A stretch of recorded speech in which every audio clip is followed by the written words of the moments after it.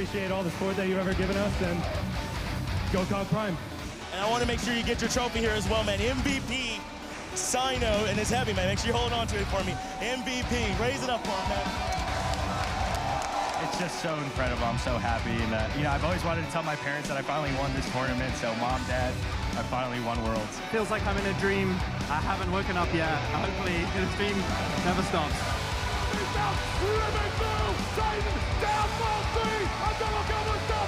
Splice are going to be your Season 5 World Champions. This is their moment. Untouched, unscathed, bow down to your kings, the Camelot Kings, champions of the world.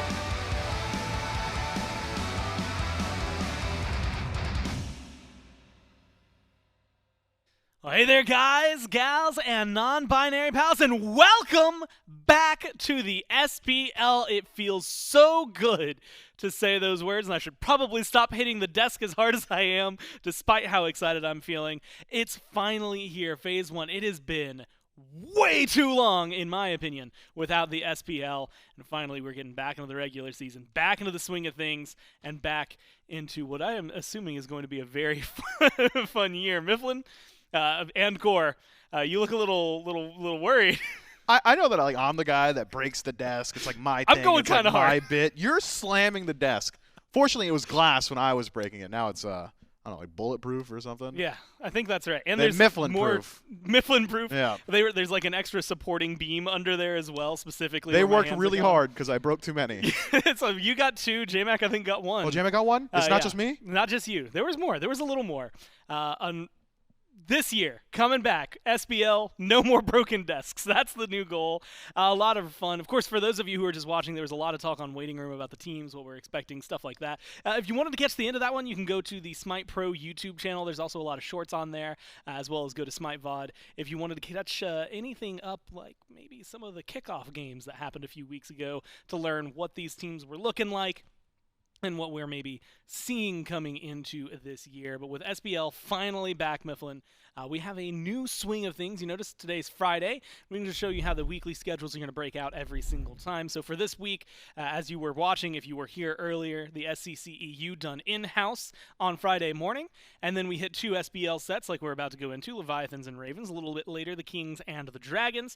And then sandwiching it every day is going to be the other half of the SCC broadcast. Later on, it's going to be NA. But as you can see, on Saturdays and Sundays, that'll be done by our fantastic community team out there, putting in a lot of work. So if you want more competitive Smite, those are your hours. It's going to be full of it throughout the next few days, throughout the weekend. And of course, 3 SBL sets starting at 11 a.m. Eastern every Saturday and Sunday over the next few weeks. And of course, as you see up in the top, times may change based on match length. If some of these go longer, then maybe it's not immediately at 1 p.m.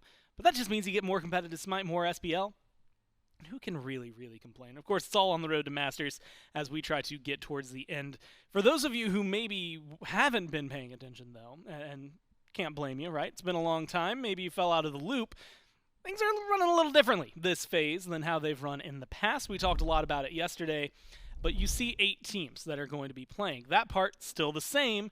It's the divisions now, Mifflin, that are going to be different, right? An Order division, a Chaos division. The teams have been split into 2 groups of 4, and these 2 groups of 4 are going to play against each other twice, in division twice. So the Order division will have all of their matchups twice. Double header round robin, essentially. Yeah, and then the Chaos division will play the Order division one time throughout all of that. So you're going to do a double round robin in group. One out of conference. Yeah, and then one out of conference game against everybody on the other side. So it makes things really interesting to see. And the first place of each group at the end, I believe, gets a direct path to Masters. Everybody else will still have to play through a bracket to try and qualify up to that. So a lot of work to be done, a lot of fun weeks ahead of us. And wouldn't you know it, the first thing that we're watching is an out-of-conference game. The Ravens taking on the Leviathans is how we're going to be kicking this off. So an Order versus Chaos. Before we even get to really which one feels better, we get a little bit of rivalry between them. And these teams, I almost called you Trelly because I was on the desk with Trelly earlier. These teams, Mifflin, very interesting teams to me. I'm very excited for this set specifically. If we look at the Leviathans, right, because maybe more staple, not bringing in a new brand as well, so maybe that makes things a little bit easier. You've got players that you should recognize on this one, right? Sheento, Zap, Ronngyu. And then you've got players that you should recognize on this one that are joining those guys. Maybe not former Leviathans, but some of the best players that we've seen in SMITE history. fineokay, and of course, the two-time back-to-back only jungler to have done it, adapting, joining the Leviathans here. And Mifflin, it just feels there's so much SMITE talent in that room, it's actually insane. I mean, and just competitive pedigree, right? Having the 3-time back-to-back and then the 2-time jungler back-to-back adapting, I think just makes for a great storyline. It is worth noting we've not had on the collar, baby. Yeah, haven't had a great look at this team as an entire unit though. During the kickoff event, they were actually playing with a sub out of the mid lane. Instead of Sheento, it was Gabe Ethan. Now Sheento is back with this team. So as far as how well they're going to play as a whole, I think should just blanket statement be better now that they're back with main roster. Yeah. But haven't had too many opportunities to look at them. Immediate power rankings seem to be that people expect the Leviathans to either be top or middle of the pack or maybe a little bit higher. That is the level of expectation you bring around them. But I think you're right to evaluate the newcomers to this roster, and starting with the king himself, I think a very good place to start. We've seen in the SEC recently, adapting has adjusted his playstyle. When you talk about adapting, there are clear phases to his career. Whereas when he first broke into the SPL and he was hungry, he was that up-and-comer. It was hyper-aggressive play, whole lot of Thor, control the map, get active early, and facilitate the lanes. As his career went on, fell back a little bit more so into a subdued play style, farm up the map, the Nemesises, the Mercuries, the late-game hyper-carries. I'll do it all at 25 to 30 minutes. Now he seems to have brought a bit of adaptability, for lack of a better term there, for adapting. He's been able to leverage both of those unique play styles to fit the compositions that his team elects to go for, which I think could make the Leviathans a very difficult to lock down squad. Alongside him, fineokay, one of the most consistent solo laners that we've seen in the league. Phenomenal content creator, double Golden Bolt winner as of last year. That was just, impressive to say the least. I think expectations at a sky high for the Atlantis Leviathans, and rightfully so. And you mentioned 2 bolts. I have to point them out there because it's on the jersey. You could maybe spot it on the left side of Adapting's collar. You'll definitely see it on Zapman's because it's a lot more prominent. There's 3 of them there, but nice little lightning bolts to accentuate the jerseys. New jerseys coming in for these guys. Actually got here this morning. Fun to be able to look through, see what Skulls has been able to bring to us. And always have to give a big shout out to them. The shirts that we've been wearing over the last few days, few weeks have been absolutely phenomenal. The jerseys look fantastic. Ooh, look at those bolts. And yeah, being able to see it, there's all the wins on Zap's collar. Back to back to back as well. And again, you can go to shop.hi-rezstudios.com/SBL or shop.smiteproleague.com if you want to pick up some jerseys, root for your favorite teams. Please. And maybe look as fresh as these dudes do in their new jerseys. I don't know if you're going to do it as good as them. Well, yeah, that's you can try. Yours might not have 3 bolts on it, or 1 or 2, as so many of the world champions of this roster do. But I don't know. Maybe you can like Stolen Valor, beg Skulls to put some bolts on you. 5 bolts on mine. It'll just make me look real good. Like how many world champions? Maybe we should get like caster jerseys that just have how many world champions chips casted. I'd have 1. I realized, or 2. But then I started thinking like all World's Finals, and I was like, well, I've desked more than I've got to cast for those, so I guess maybe I don't get them. I don't know. We don't count the pros who are on the desk as winning a world championship, so. Maybe that falls apart and I don't get what I want. This is just going to be a fun team to watch, though, Mifflin. I think this entire squad has been, in the past, sometimes looking unstoppable, right? And then you get to add back in a couple of factors that have done really well on their own individual teams, or as you had mentioned, for adapting in the SEC. I'm excited to see what they're going to be able to bring back into the SPL. On the other side of this lineup, you've got a very complex team coming back in. Some familiars, and of course a matchup. Zapman, it wouldn't be SMITE if he wasn't playing against BaRRaCCuDDa, and that's how we're kicking off Phase 1 this year. BaRRa, Vin, and Haddix, who had left the Bolts halfway through last year, coming back to that core, and of course joining them is Hurriwind over there in support, and Screammmmm right there next to Haddix. And look, you have some questions. I know there's definitely been conversations about BaRRa, Vin sticking together, but you've seen what Screammmmm can do on certain compositions where things maybe haven't been the best for his team. You've seen what Haddix can do, period. And I have to say, as far as, rookie and then now veteran, I guess, at this point of SPL, regular player who's come in, maybe one of the most explosive performances of someone who's joined the SPL, period. And putting him on a team with someone like Screammmmm, someone who we know thinks about the game the way that Hurry does, this Ravens squad could end up being a really big threat as time goes on, Mifflin. The last time we had seen the Ravens, they got Oni warriored. And that's the simple truth of it. I don't think that's going to be indicative of their play throughout the year. I think the Oni Warriors had a phenomenal weekend, and nobody was able to stop them, including the reigning world champions. So I'm not going to hold too much against the Highland Ravens from the last performance we had seen. And instead, I will – it's a logical fallacy, but I'm going to do it anyway. I'm going to appeal to authority here. Every single SPL player I have sat down with during the offseason to interview or get their thoughts on how the year is going to shape out, how the league is going to shape out, at least throughout Phase 1, have told me that one team has been criminally underrated by analysts, by the fans at home, by Twitter, by Reddit, by Twitch chat, and it's the Highland Ravens. You've got one of the winningest players of all time in Haddix. You've got one of the most hyper-aggressive playmakers out of Screammmmm. You've got BaRRaCCuDDa's veteranship. Ven is a world champion MVP. And maybe the biggest question mark, but still not a question mark, is Hurriwind, having to make that adjustment to the support role with Yemoja as the coach as well. That is a headliner coach for this squad. This squad's got more thinking power in SMITE than most people have in their lifetime. I've been told that scrimming against the Highland Ravens, and maybe I shouldn't pull the curtain back so far, but I've been told from teams that have been in scrims with them that they are miserable to scrim because every single game they play, there's a 15-minute break afterward while they break it down, talk about it. Yemoja needs to monologue at his boys, or Hurriwind wants to discuss the minutia of every individual match. Yeah. So highly impactful scrims where they've been able to discuss and iterate on the play style that they're developing. Our break timers then, right? Yeah, Depending on what happens this game. No, it's just a nerf to them, I suppose. But you're right to say that this is one of the teams that I think will be thinking very hard about how they want to play. When we had spoke to the Highland Ravens in particular, Screammmmm had a lot to say, as he always does, one of the most confident players to have ever graced the battleground of the gods. His detractors will call him arrogant. His supporters will call him properly confident. But he himself has evaluated it as a self-proclaimed win condition for this team. And the Highland Ravens, maybe more so than any other squad that he's played with in the past, is very much so willing to facilitate his highly aggressive, perhaps even selfish play style at times. He'd said the Jade Dragons, even though they were aggressive to his liking, were not so willing to play through him in particular. So often it was Pagon's win condition here, Panda Cat's win condition here, and we saw them play through that.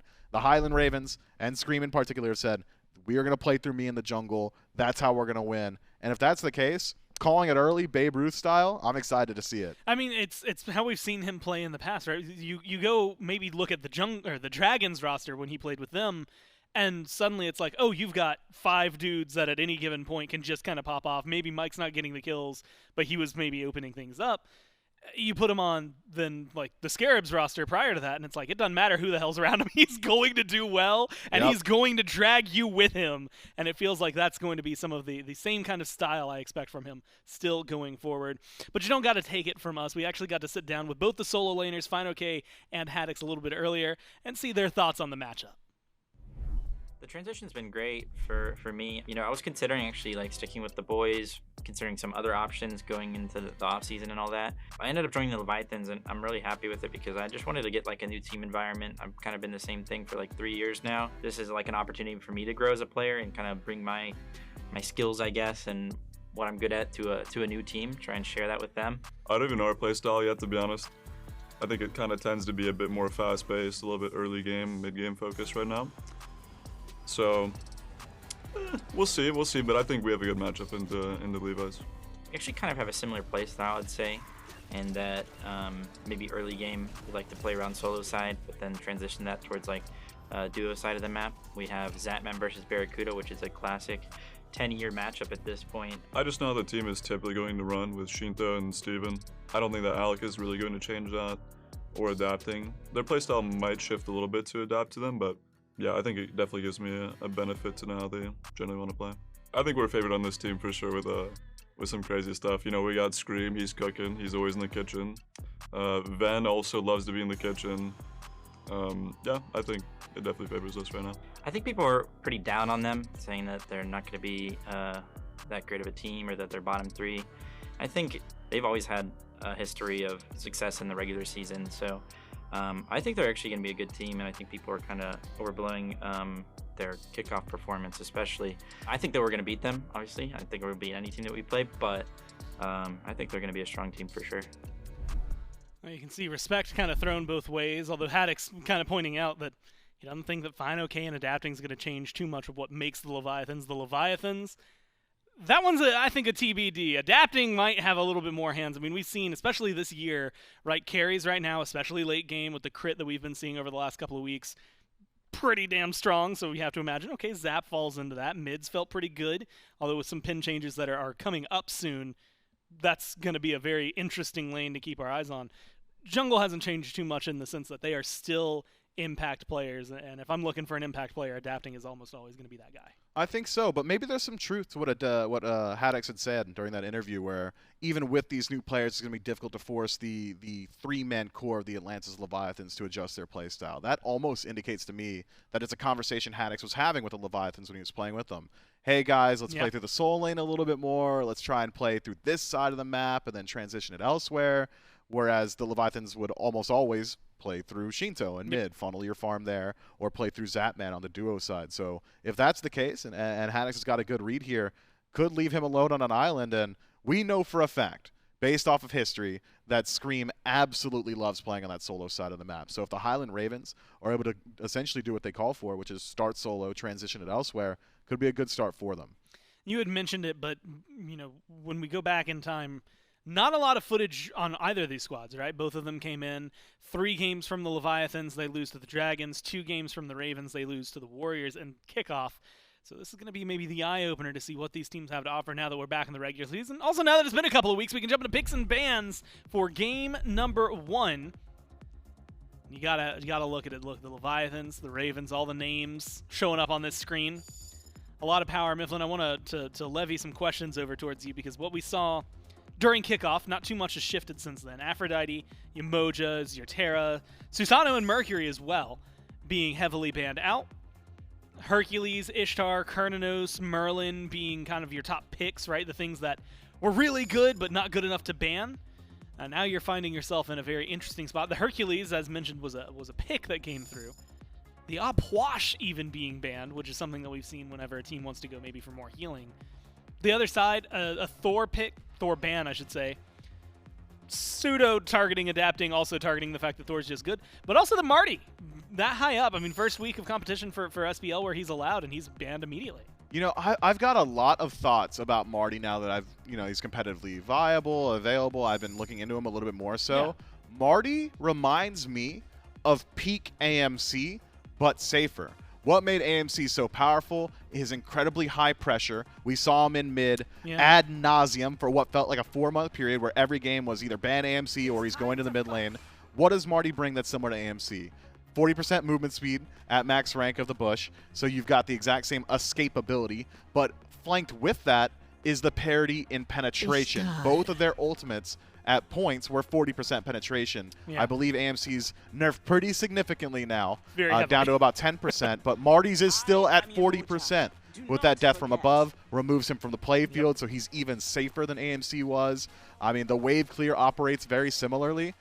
I think Marty is going to be a staple in the meta, having actually deep dove and looked through his numbers. So it makes sense to me that the Ravens have taken him out. He gets banned that early up. Also, and this is just an icon thing more than anything, him and Kurnanos look like long-lost brothers. I saw that. I just glanced over. I thought I was talking about Marty for no reason, and it was just CERN. It was just CERN. No, yeah, they're just like, they separated at birth, found each other again, and unfortunately in the ban column from the Ravens. Vamana, Baron, Samedi, and Charybdis locked in by the Leviathans. Baron is one that can kind of go either or. I mean, Vamana we've been seeing a lot lately. Charybdis, it feels like a Zapman special, so nothing too out of the ordinary there. The other side, Ishtar, Yemoja, Guan. The Ravens right now, it feels like they're actually doing Leviathan Stratovolt. That's just the tier list that I have seen as of late. Really good picks in each role. And so how are you feeling coming out of the top 3 here, going into the second phase of bans, about what these gods have locked up, what we're going to be seeing against each other? The Atlantis Leviathans, I think, are maybe a bit more interesting in their top 3 because I haven't got a clue as to what the true composition identity is here, just from the key 3 locked in first overall for the Atlantis Leviathans. You've got decent space control from the Vamana, in-combat healing from Baron Samedi and Charybdis, of course. A lot of safety and flexibility could either go into the mid lane or could go over to the duo. Whereas the Highland Ravens, I think, show their hand a little bit more so, and it's likely because we've seen now the core of their initiation. Cavalry charge to start the fight, Yemoja to separate the engagement or even engage from distance. Non-committal initiation is what I always call it. Ishtar for pressure in lane. And if it's Yemoja and Ishtar together, that's potentially one of the highest pressure lanes that you could ask for in SMITE right now. Worth noting, for those of you who haven't watched a whole lot of competitive SMITE up until this point, this is our first look at the SPL. I'll break down some of the healing changes we've seen.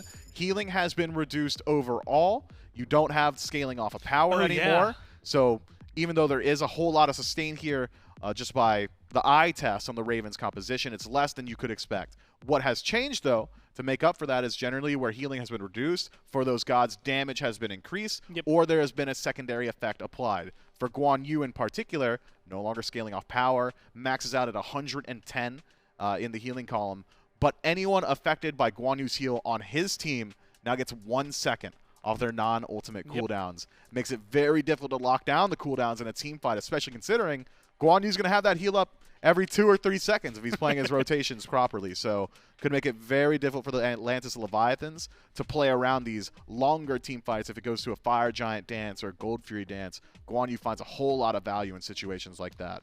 Brings a lot of value to his team. And it's real, I mean, bulletless, like rapid fire things that have changed outside of like the map. The buffs, what they do, their health, a lot of stuff. what they give you in returns in terms of experience and gold. There's a runic bomb on the map. The Fire Giant timer is different. Like every, if it's in the game, something has changed about it since the last time SPL was in its regular season. So some massive, massive things to cover throughout this weekend. And like you said, Mifflin, a lot of it is just going to have to come as it comes along because there's been so many throughout the last few patches. But a lot of that being, as you had mentioned, the healing as of late, right? The Runic Bomb, if you've been playing in Season 10, you know about it. If the Fire Giant changes, you know about. So maybe a little more common in some areas like that. I thought we were just going to see a hover that immediately swapped into something else. Did not expect the lock-in Anubis. Mifflin also recently getting some pretty big changes. Can now move during the Plague of Locusts, and apparently for the Ravens, that's enough to bump him up. Yeah, I wonder. I had thought... We had to wait so long in years past to get an Anubis pick. Yeah, I had thought a quality of life change, if anything, for Anubis. I'm not so certain that the very slight movement that he has allowed in Plague of Locusts was going to jump him up the tier list, but I think it's more so to do with the power curve of mid laners, or just the power curve of mages right now. Yeah. Doom Orb has penetration on it. Spear of Desolation has seen an incredible buff to its passive. Now 6 seconds off your ultimate cooldown on kill, 3 seconds off non-ultimate abilities as well for kills and assists. So with these mages hitting their power spikes much faster, essentially it's your first 2 items. It's Doom Orb Deso, or it's Deso Doom Orb for the majority of these picks. That does allow Anubis, who's already got ridiculous power output, ridiculous damage output, to just do so a little bit more quickly. Could be an objective-focused composition now for the Highland Ravens, between Talu Assault for objective burn, Ishtar, one of the best at using that shotgun blast, auto-attack stim to leverage crits, and then Anubis and his burn around objectives goes without saying. Would make it difficult for the Leviathans, if they're not on the scene to defend early, to get to the scene in time to defend any of these objectives. Fire Giant, Gold Fury, Pyromancer, all could be under threat very quickly here by the Ravens draft. Does the Odin... What? Wowzers. Again, not something I expected. So is this Jungle Anubis or Jungle Zeus? It's got to be Jungle Anubis. When you evaluate whether or not something has jungle potential, it's how well they operate on their own. How much of a god can be solo agent. Anubis has CC on his own. You land the stun. And a lot of good damage and if their beads are done, you don't need anyone else to follow up. Zeus, relying on other people's CC a little bit more, so sure has the slow from the Chain Lightning. But if I had to guess, it would be Anubis in the jungle. We've seen both these mages jungle in the past. It's been a whole long while. I believe last time we saw a jungle Zeus, Detonate had a stun on it. No longer the case. I feel like Scream played one last year. I don't think it did well. I can't imagine it did. It is definitely one. I mean, I'm scrolling through because we know Yeah, they have one Zeus game, the Dragons did last year, and I think that was Scream taking it into the jungle because Pagon was not playing Zeus. Why would you? It's definitely something that he's done in the past, but I agree with you. I think Anubis just feels better over there, right? But I mean, you're the jungler. You literally said everything about it that I'd be looking for there. And so the Ravens, an interesting draft. Double interesting that the Zeus got locked in after the Odin, which is what I was going to talk to you about. Not a single person on the Ravens is going to be able to leap out of there. They're going to need Phantom Shells, and they're probably going to need more than one. Is that going to change up some of this team fight? Like, is that enough on its own from the Leviathans, as well as potentially an Odin in the jungle at this point? Is it going to be all over the place? Yeah, hard to say. We've seen Vamana jungle in the past as well, so flexibility there. Hasten Katana Vamana with an HP shield now in Colossal Fury. What a weird jungle matchup we're about to get into. Could be cool, yeah. I think either has got pretty decent jungle potential. If I had to guess, I probably would lean towards Odin. It's something I used to rely on back in my competitive career. It's just so simple to roll through a lane, blink forward, throw up the Ring of Spears, and say, all right, I've done it, guys. Please kill everyone in there. But as far as damage follow-up is concerned, Baba Yaga does not have massive AoE. So I think you would want a more self-sufficient jungler from the Leviathans if Vamana does fill that role. Otherwise, I think you're right to bring up Phantom Shell. I think this is likely going to be a double Phantom Shell pickup for the Highland Ravens. You've got so much healing that you want to be able to leverage in a team fight. Yeah. Can't do it in the Ring of Spears. Zeus, sure, there's not a whole lot of AoE, but Home Sweet Home's got enough damage that it's pretty easy. It's like shooting fish in a barrel when you're in that cage. I think Phantom Shell and Phantom Shell quickly should be the conversation around the Ravens. It feels really rare that we get to talk about relics like super in-depth before a cast actually starts up. And I do want to know your opinion on like going for a Phantom Shell on like, you know, your mid laner or the Ishtar in this case in the carry versus going for your typical Aegis. Like, is that something they can leverage? Like Vamana auto attack, so maybe you feel like you're getting some value there, but like then I think about the crits from a Charybdis or the damage from a Baba Yaga, and it feels like you're going to be hurting no matter what if you go for one over the other. Well, it's an interesting conversation, and as it were explained to me, I believe it was PBM I was talking to this about, when mid laners make the delineation between Aegis and Shell, it's to do with how much burst is on the other side. If there is an ability that's just going to eliminate your Shell and you through it, then you just go Aegis, right? If there's a Kraken, a Searing Pain, a Final Judgment, something along those lines, that's an Aegis pickup. But looking at the composition from the Leviathans, largest burst ability might just be a crit from Charybdis in the late game. Otherwise, you're worried about the standard abilities from Baba Yaga. I'd argue if your mid laner's getting crit by a Charybdis, you're probably already losing the team fight.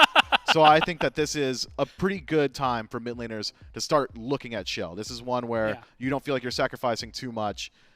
But Zeus, if it is mid, I mean, that just feels so unsafe on its own that it's a concession not to have the Aegis. Especially considering how many times we've seen an Odin cage turn from a, okay, I've got him, oh, never mind, he dropped ult. Bad news. Don't go in there, guys. We stay away. He is free. Just let him go. Definitely a lot of balance, I think, you know, when it comes to that. Not to mention, I mean, we touched on it, like the item changes right now. Dumore has been helping. Some of the mobile mages are still picking it up, but the immobile mages even more so. I wouldn't be surprised with an Anubis and a Zeus. Honestly, maybe even Baba Yaga, but maybe not because she's still like stacking items. Picking those up would probably be first on the list. But there's been so many various changes. You had mentioned objectives. And you had mentioned that, I think, before the Zeus got locked in.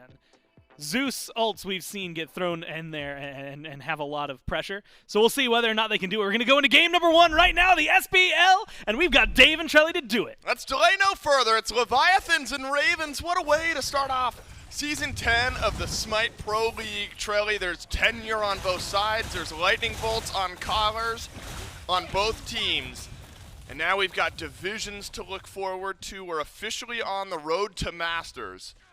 And admittedly, I don't think I would have expected the drafts to get quite as funky now. This could be 2-3 weeks from now. This is just what we expect. Maybe this is as unfunky as it's going to get all phase long. But Anubis jungle for Scream, adapting on Vamana jungle. Not expected by me to start off our year. Certainly not, but I think definitely some value in what the Ravens have drafted here. It's going to be, I mean, can you keep Anubis and Zeus alive, right? That's always the mindset when you've got picks like this.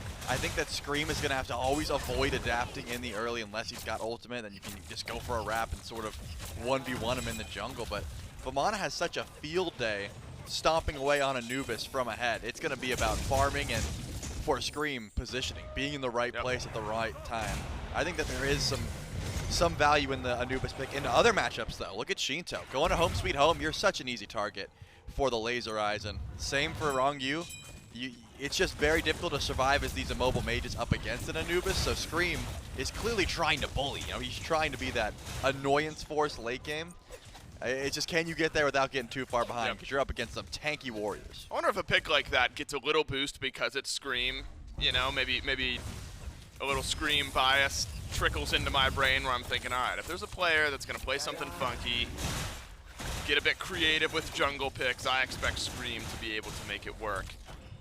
It's going to take a lot of getting used to some of these new names on these new rosters. fineokay and a Leviathans jersey seemed wild to me, but him over there in the Soul Lane against Haddix, who rejoins a couple of his teammates from the Olympus both before those rosters shook up in the last year or so.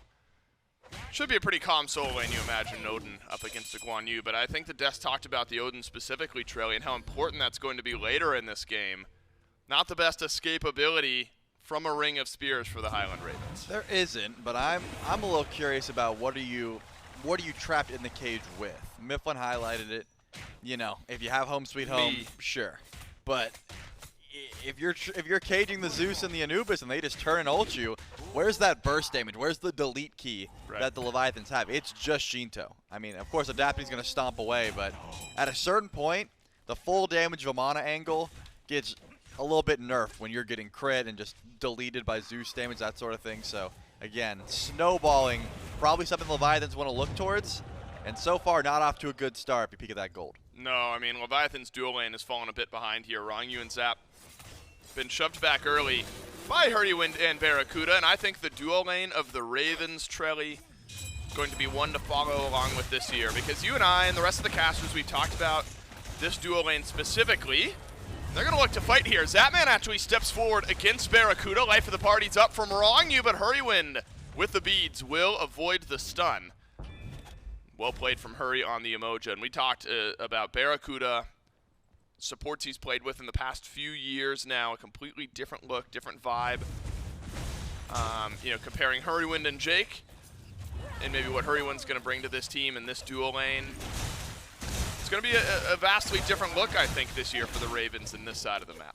Yeah, certainly should be. I love the aggression right at level 5 as well. Hurriwind knew, hey, we've got a small window where maybe we can get aggressive before Zap. And Ronngyu get access to that ultimates. Unfortunately, this Charybdis can clear the way pretty fast, gets level 5. Make sure that Ronngyu can stall out there in the life of the party.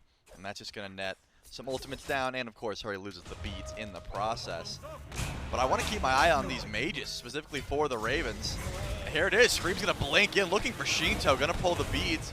Doesn't even use the ultimate there, just Vens. And now you got a target on your head if you're Sheento. This Baba is going to have to watch out for the wraps that are going to be coming in later. That's right. Scream can just step forward. Doesn't have blink for a couple of minutes, but the Anubis, the ability to maybe surprise you. And instead it'll be a purple buff invade, which is a welcome change of pace for Zapman, who again is shoved back beneath tower in the first 4 or 5 levels of this lane. But BaRRaCCuDDa, without having gone back yet, got to imagine we'll be able to finish up full tier 3 item here shortly. One thing I'm interested in, Trelly, in the first weekend of the SPL, remember we had the kickoff tournament, and that was it. And we were trying to glean information, whether it's picks, bans, itemization, just from that one event. Now we're really going to start to see players with a few more weeks of experience. And of course, some changes have rolled through since the kickoff tournament. So builds, itemization, God pick bans, that'll all look a bit different from what we saw weekend number 1. Early Heart Ward pickup for Ronngyu, Trelly. You talked about the mages, Anubis plus Zeus, and you've got a Yemoja over on the left side of the map. Maybe makes Heart Ward a value first pickup. Yeah, I'm thinking Ronngyu recognizes, hey, this Baron could be the target of a lot of that mage damage. If this Zeus shows up, you're pretty much eating at least 2 ticks of Lightning Storm, and of course, Scream could just try and camp the Baron. If you find him in the jungle, get a good wrap, get an ultimate, that sort of thing. So I think it's a smart call there for Ronngyu, just recognizing how much magical damage could be coming his way in the early game. Remember, Sheento's beads are down, so I was thinking Scream might stick around mid lane a little bit more often, try and find a attempted gank towards left, but actually is hovering towards solo, maybe hoping that fineokay jumps in, only has breastplate, So only physical defense, that Anubis. One wrap with the grasping hands could mean death, but fineokay is not jumping in, so that's not gonna be the easiest time to try and find a kill. Scream is over on right. But, as you mentioned, playing safe enough is this Odin.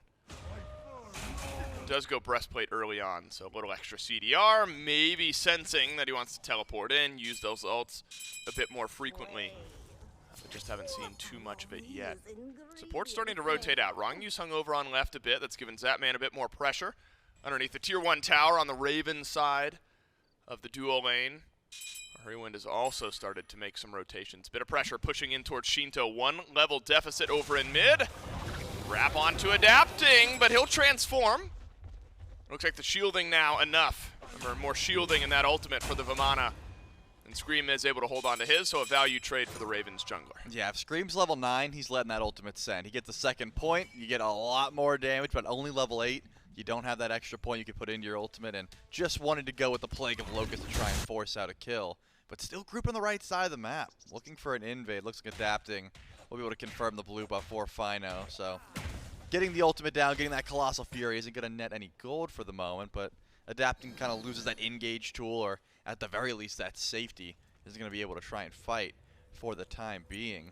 We highlighted how much mage damage the Ravens have, and they can certainly use that towards these objectives, but with the pressure that Zapman's been able to have so far over and left, it looks like sending Bear over to Gold Fury, not in the cards for the early game, and this shield buff is also something that a lot of pressure could be going for, but it doesn't seem like that's the call. This Ishtar's been underneath tower, not wanting to trade too much. Wow, a little scrap between two of the most veteran AD carries we've got in the SMITE Pro League. Hurriwind throws up a Riptide. Zapman with his ult avoids the stun that would have connected. Tried to catch BaRRaCCuDDa a bit off guard, did, but Hurriwind was right there. Makes sense that Zapman starting the year on the Charybdis, one of his most played picks during Season 9. Looks like still thinks is in a valuable spot here going into Season 10. I wonder what direction adapting is going to go with this build. We're getting a bit of an indication here, Traily. Looks like some crit. That's some my crit guess. up. You think just full-on crit-style Vamana build? Is that what you would like to see? Yeah, I actually watched him play some Vamana jungle on stream. Might have been last night. And it was a similar style of gameplay. It was much more free farming. Unfortunately, Scream has been all over trying to take some farm away. He's trying to pull the beads up to Hurriwind, but actually Para almost got sucked in there, holding on to the beads for a bit too long. That is going to mean Hurriwind could be a target, but looks like that's all that the duo lane is after for the time being. But yeah, Bladed Boomerang, Demon Blade, Deathbringer, that style of build. It's the only way to make sure this Vamana pick doesn't fall off extremely hard. You need to be able to match the damage of the enemy ADC. It's still going to be difficult, especially with Zeus and Anubis around, but adapting wants to try and scale with his enemies instead of falling off late game. Yep, gonna have to fight around that ultimate. First objective of the year gets pulled by the Leviathan. Zapman, Ronngyu adapting, Sheento all here, but Scream also close by, and that forces the Leviathans back. And actually the Ravens stepping a bit further forward. Again, if a fight were to break out right now, you got a 1-level lead in mid for the Ravens, but slight lead for adapting out of the jungle. But that tier 2 Obshard feels great for Scream.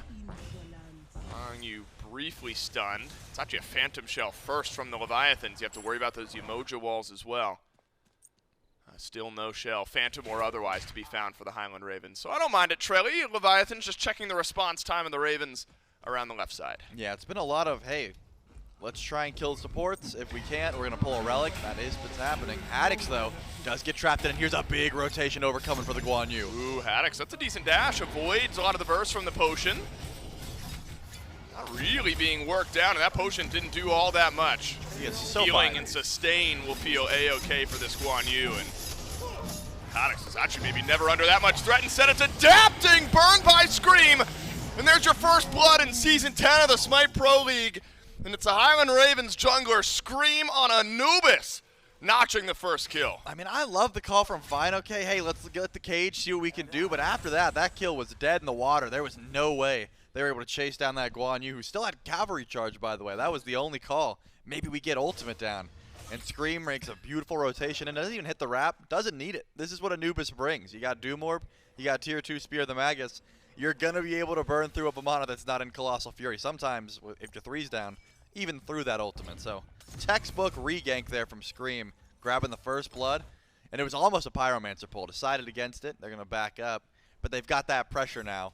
And the Leviathans are going to have to respect how much damage these Ravens are dishing out. That's right. I got to get used to the fact that it's not just Tier 2 Obshard now, because for the longest time, that's all it was. Yep. Now you got options if you're Scream, but he'll enjoy the first blood. Adapting finishes up the Demon Blade. Similar mindsets in mid, except Doomorb for Ven. Deso first off for Sheento. We saw a lot of Deso previously in metas, kickoff tournaments, saw a lot of Doomorbs. Tahuti, percentage penetration changed or otherwise. Seemingly still a valuable item.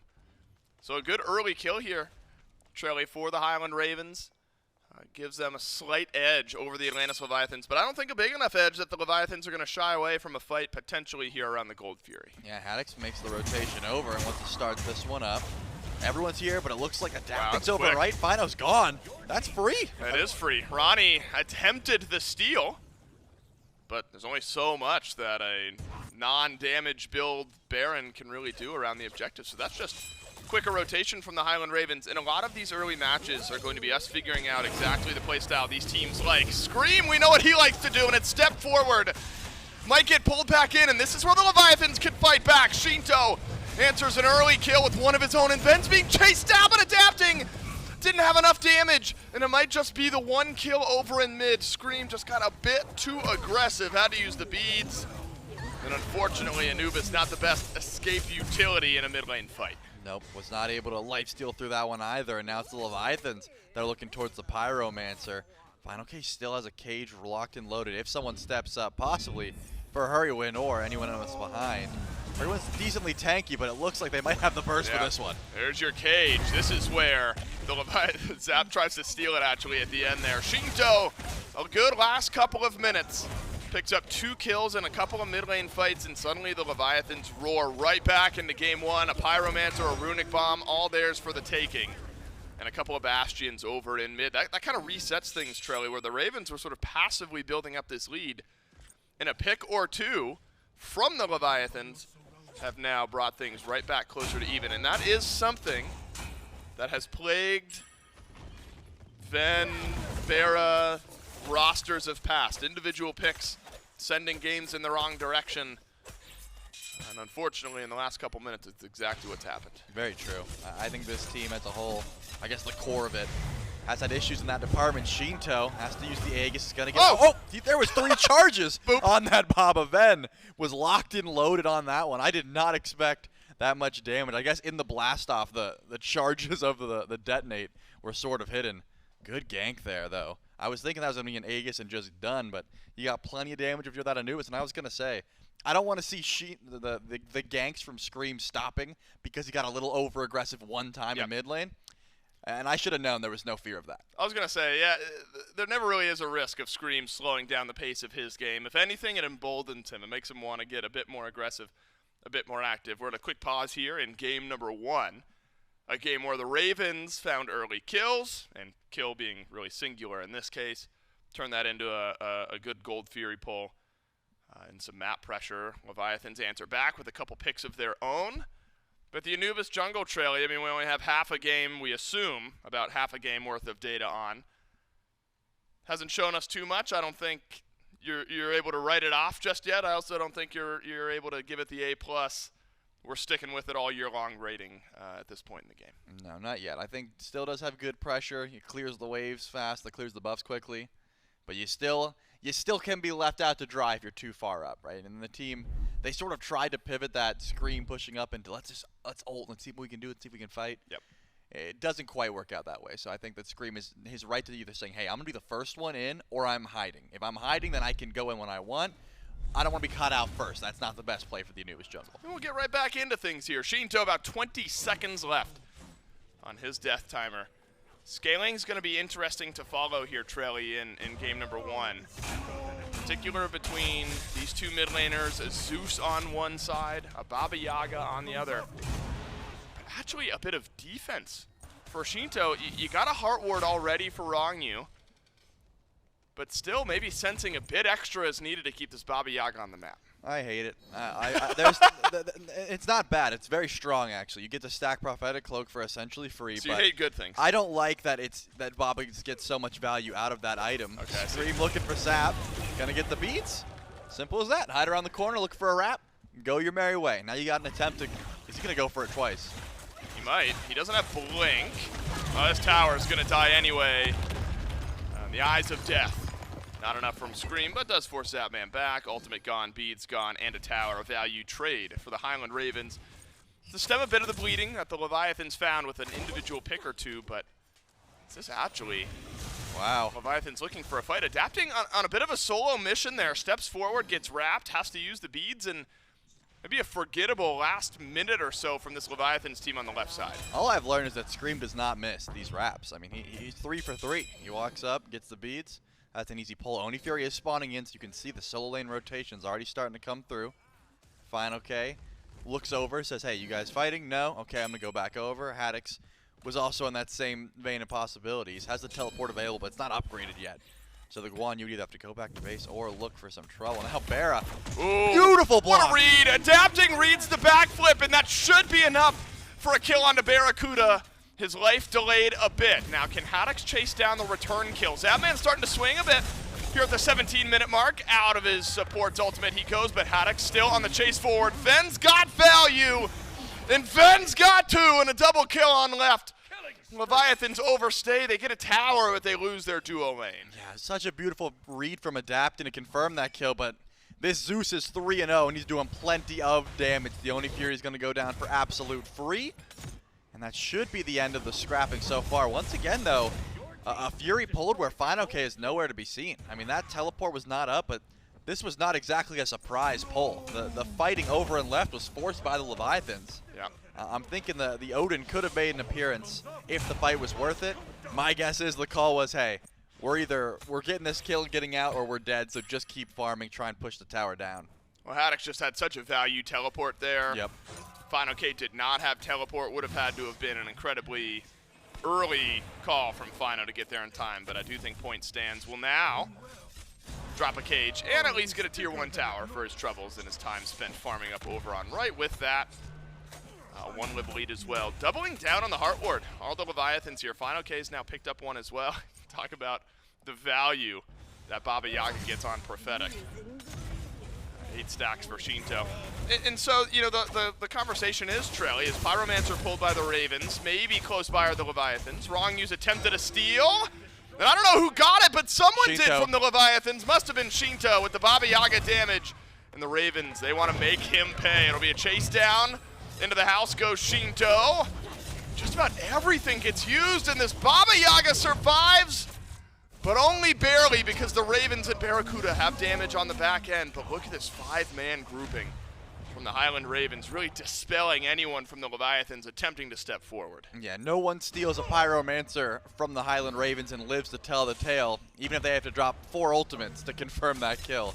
They're going to make sure Baba goes down. Adapting's on the split push, going to grab that tier 1 tower, just trying to make sure they don't lose too much. And I like this call from the Ravens. Hey, might as well group up themselves, but no way. Surely you can't take Fino it. and Zap want to take this fight. That doesn't seem like a smart call. And it looks like not the call, because Ben was ready. And this Zeus is dishing out so much damage. I'm thinking you've got this Odin cage. You've got plenty of damage to try and collapse. It's got to be used on the Zeus. I mean, it's just the chain lightning is just doing too much right now. I agree.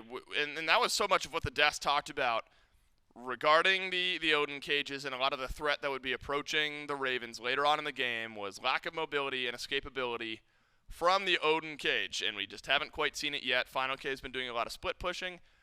In the next few minutes, though, Trelly, I imagine we're going to start seeing some actual full-on 5v5-esque fights around the objectives, and that's maybe where we're going to see fineokay and Odin maybe have a bit more value from what we've seen so far. Now, I haven't noted, I'm not sure if anyone on the Ravens has picked up that Phantom Shell yet. That's going to be a worthwhile trend to follow along with as we move into the next stage of the game.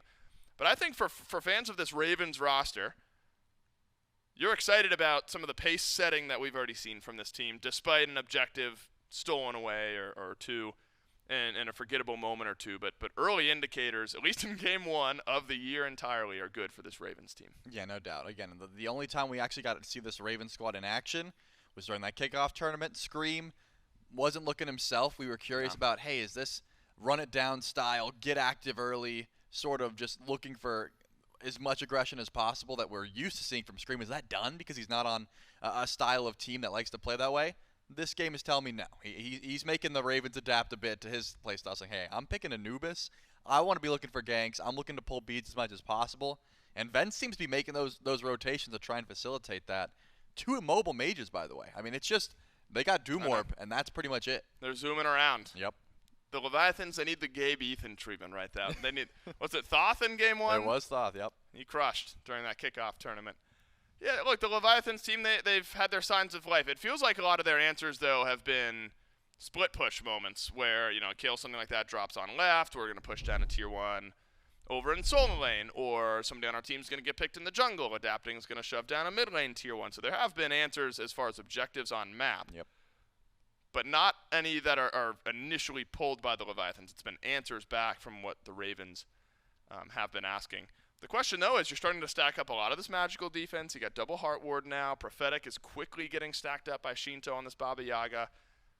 Is there eventually going to be a critical mass of magical defense where the Leviathans, you think, can just shrug off everything and win a fight? No, definitely not. I think that Zeus and Anubis in particular are mages that don't care too much about your defense if you're letting them get ahead. If you're letting them get to late game, they're just going to be doing so much to just about everyone. Yeah. And also, you're losing that value from Vamana quickly. That crit Vamana, if you catch someone alone in the jungle, you win that 1v1 10 out of 10 times.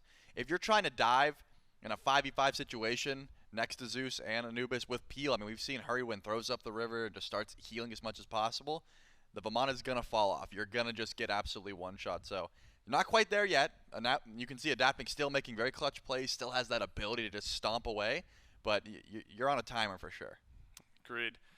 Do like what we've seen from moments of this Leviathans team as well. Again, I think this is an incredibly exciting team. You have this core duo lane that remains the same, one of the best mid laners in the world in Sheento. And then Initiators, front line, that's what's changed this year for the Leviathans. You get Adapting, one of the best to ever do it. fineokay, an incredibly exciting, talented, consistent solo laner as well. And so building on that, important for the Leviathans in their early games, in their early matches. We will go right back in to game number 1, a game where at 19 minutes, the Ravens, spearheaded by Ven, find themselves 5-3 in the kill department. But Trelly, only 800 or so gold ahead of the Atlantis Leviathans, who have been able to limit their losses thanks to some good split pushing. And it's really these next couple minutes, these next couple fights that are going to prove pivotal. Yeah, they've been able to neutralize their losses and just sort of take wins when they can. A little bit of rotation towards fineokay, but since that wrap missed, no way you're continuing the chase down. But look at this, Zap and Sheento over and left. This is definitely an attempt at Fire Giant. Maybe the Leviathans aren't quite onto it yet. Yeah, Ravens have picked it up. Ronngyu steps forward, half HP It's on gone. the FG, adapting close. fineokay in, and the Leviathans steal away another objective. fineokay may trade his life for it. In fact, he'll stay alive. It's disastrous for the Highland Ravens, and now the fight after the fact. With the Leviathans carries finally arriving, may look good, and it's Hurriwind left behind. One bit of burst healing from Haddix, maybe keeps the support in the fight. Riptide enough for now. Ronngyu and Adapting, though, they have the cutoff. They don't have ultimates, but they have plenty of damage. Surely Hurriwind has to fall here, but it looks like they don't want to go in just yet. They're fearful of Ven's damage. Another good Riptide out. That keeps Hurriwind on the map, and it looks like teams disengaging. What a moment, another one for the Leviathans, who have stolen away a Pyro, and now they have stolen away an FG. The Ravens had 99% of the burn, but it's that last 1% that the Leviathans had. Adapting doesn't have ultimate, does have beads. And for now, that'll keep all 5 FG buffs on the map. My goodness, the Leviathans find a way, Trelly, to get it done yet again. And that's I always hate those calls where it's just, hey, we've got lots of burn. Let's just drop everything. We'll do it really fast. You still have to be fearful of Ronngyu and fineokay walking up. Just because you Anubis ult and Zeus ult the fire doesn't mean you get that confirmation. Yeah, you do it quickly, but they were onto you. And in this case, Leviathans steal it away. The Highland Ravens should count themselves lucky that no one dies in that engagement. Hurriwind beautiful pathing, sort of split up from the team and said, hey, if they chase me, then it'll just be me that dies. At least we lose the support and you guys can get out. But the Leviathans were a little bit fearful of that chain lightning. I think that Ven plays the shield perfectly to get his squad out, and now Leviathans are in the driver's seat. They're able to grab that Fury for themselves and start pushing down left. Bit of a fumble there, and with these ultimates back up, the Highland Ravens have a decent time in defense. With double mage, you're going to be able to clear waves. You're going to be able to stop the aggression for a bit. Right. But the Phantom Shell is going to come into conversation, and at the moment, Ven's is 27 seconds away, and that's the only one available. BaRRaCCuDDa upgraded the other path. Yep. Yeah, again, worth mentioning, I asked about that at the pause. Didn't see if anyone had gotten the Phantom Shell yet. Spot on there, Trelly. Ven has one. Bear, we assume, will be close by. Should help out with the carries, mages, and all of it for the Highland Ravens. It's funny, though, because it follows the same storyline, where the Ravens were the ones asking the question. The Ravens were the ones who had more aggressive positioning around the FG.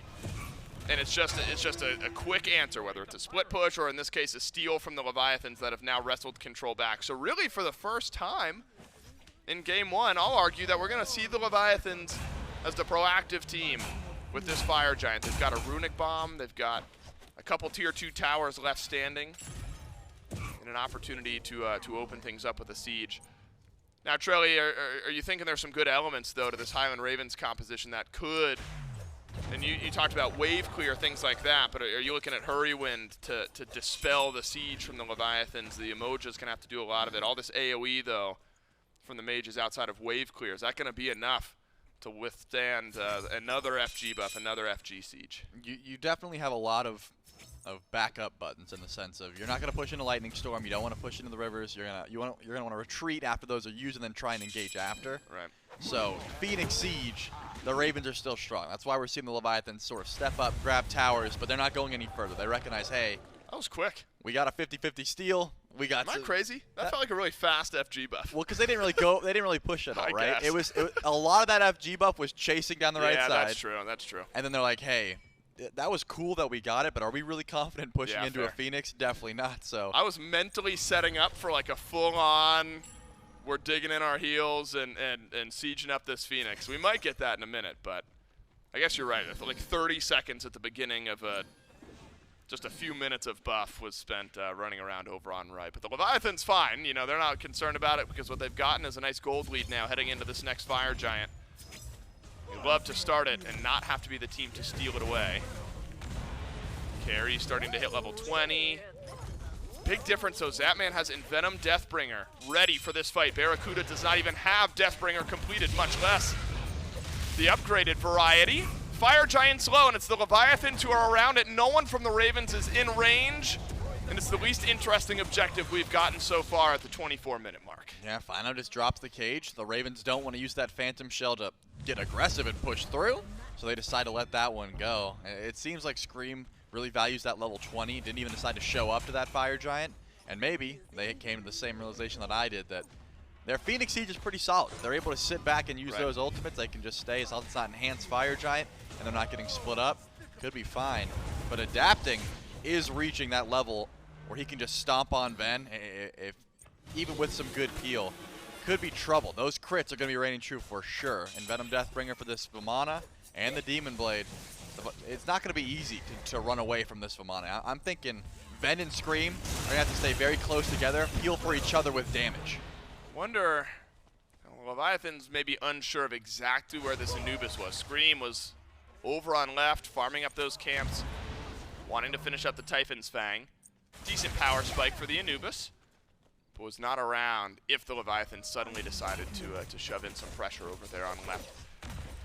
So now we see another Tier 2 tower drop, another one in mid, a right side in the mid lane, a Primal Fury as well. And again, these are kind of shorter FG buffs compared to what we've seen in years of past, and could be an indicator that the Leviathan's actually okay with taking a breather. I don't know if you fully just set up for the next FG, but they do not look like they are concerned with forcing the issue, Trelly, despite 3 Phoenixes ready for siege. Yeah, I would hope that they at least attempt a weak siege towards left. You can split up a bit. At the moment, I'm pretty sure adapting, as long as he's got beads, is fine taking the 1v1 with Scream in the mid lane. It's just not easy. Once your beats are down, you can really get deleted before you even get a chance to go up into that Colossal Fury. So I understand the call of just Good pyro. play it slow. Runic bombs are going to help with your siege. Now you got 2. And yeah, I think you're right, Dave. It does seem like Leviathans are in enhanced fire giant territory at the very least. Wow. They're not feeling any sort of pressure. I mean, they only have, if I'm doing my pie charts correctly, which, you know, is high potential that I'm doing it incorrectly. Only, you know, another minute or 2 on this FG buff. Yeah, about 2 minutes. Without any type of aggressive positioning. Looks like a quick breather, a quick reset. And so really this game can boil down to, Trelly, the Ravens finding great early kills, turning that into a slight lead, but never a big enough lead that things were out of the question. The Leviathans were able to step up, and it's that stolen fire giant, call it 10, maybe 8 or 9 minutes ago, that gave the Leviathans now the most firm footing we've seen in game number 1 so far. Zapman has pulled far ahead of BaRRaCCuDDa, got a full dominance and an upgraded starter item. So this Charybdis should absolutely swing. Where BaRRaCCuDDa will hurt, but won't be feeling quite as good. So it could be a bit of a dropped ball here for the Highland Ravens if this game ends up in the Leviathan's favor. And Fire Giant just now falling off. We're going to have 1 minute of setup time. But again, the Ravens weren't willing to step up to the last one, Trelly. I'm not sure they're going to be super aggressive around the FG pit this time either. I mean, if it's enhanced fire giant, they have to step up. I'm thinking that's where they're going to make their mark. But if it's not, and the Leviathans just decide to go for the pull before 30 minutes, I don't see why this fire giant is that much different. Besides, hey, you got Scream's upgraded starter, Haddix gets a bit more tanky. That doesn't seem like that big of a difference maker to me. But it seems like the Ravens are going to call my bluff. They're going to walk up at least a little bit to get some vision. They're going to get some wards down. They want to know when this fire giant is being done, and possibly they want to know if it's being juggled until 30 minutes so they can step in and go for the attempted steal if enhanced fire giant's on territory. And the Leviathans are not going for the immediate pull. In fact, adapting's on the left side of the map, so I think that is the call. The Leviathans might just stall this one out if they get the option. With fineokay walking forward, though, they got to assume something's going on, right? This is so uncharacteristic for any SPL team. With the lead this undrastic to just retreat and just give up 2 fires in a row. Right. You would think. That's why they're searching every corner. They're like, where are these guys? Yeah. Leviathans, though, they'll step forward. Again, this might be the last real chance that the Ravens have. Their base, as far as Phoenixes go, fire minions that you have to defend, you're not worried about it just yet. The last time you're really going to have this opening to kind of dance around the fire giant, so you got to make it count if you're this Ravens team. Get back to what you were doing earlier in the game. Set up for the Zeus, allow that damage to flow. But just as BaRRaCCuDDa has fallen behind, so is Ven. Has upgraded his starter, but is 1 tier 3, so 1 tier of an item, and then a full item behind Sheento over on the other side. And so the damage should just overwhelm for the Leviathans. You've really got to make it stick. Everyone in the game has their relics except the bracer that's been used. fineokay steps forward. Fire Giant. It'll be enhanced, but it's going to take another 10 or so seconds. The burn is going to be just a bit faster unless it slows down, which it has. So we should see enhanced FG here in just a moment. fineokay looking for that pivotal spear, the pivotal jump in, a cage. Can send the Ravens right back, but still, again, just enough presence from the Ravens. Keeping the Leviathans thinking. At the 30-minute mark, we are in enhanced territory, and the weight of this FG fight increases just a bit. Yeah, fineokay teleports in. That's spotted out immediately, just charging up a stun, trying to see who he can find. Misses the opportunity. And he's going to find a cage, but it's only on a Haddix. It is on Haddix, and Haddix unconcerned. Hurriwind answers with the River's Rebuke of his own. Zapman with the first of the fight. Now the Leviathans step forward, but the Ravens will take a double step back.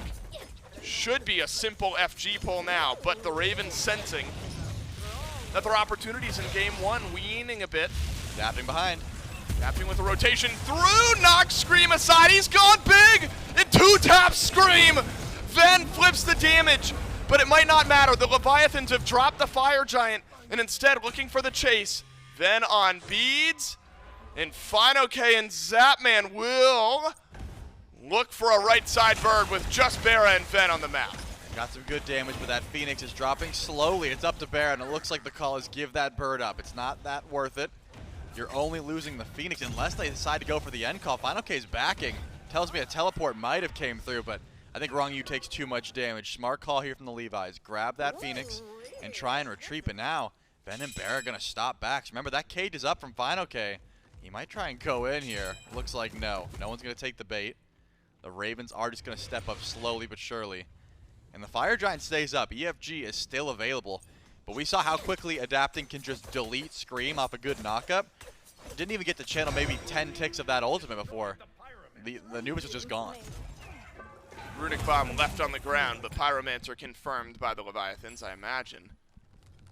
One of these frontliners will rotate over, pick it up. Fino drops a ward, opens up some space, gets a second Runic Bomb for the Atlantis Leviathans, and then through all that, the Enhanced Fire Giant was never taken. But again, the Ravens, again, this is still maybe the best it's going to get for you in your base for the rest of this game. It's right side fire minions. You can deal with those and step right back to the fight. You can tell the Leviathans, Trelly, having to think just a bit extra about this, but still with a 10,000 gold lead, you'd think there'd still be this great opportunity. I think worth mentioning, fun support item picked up, Erosion for Ronngyu when you have a couple shells on the other side. Helps you out in the fight down the stretch. So some fun itemization, value itemization for the Leviathans. Oni fire minions shortly on right.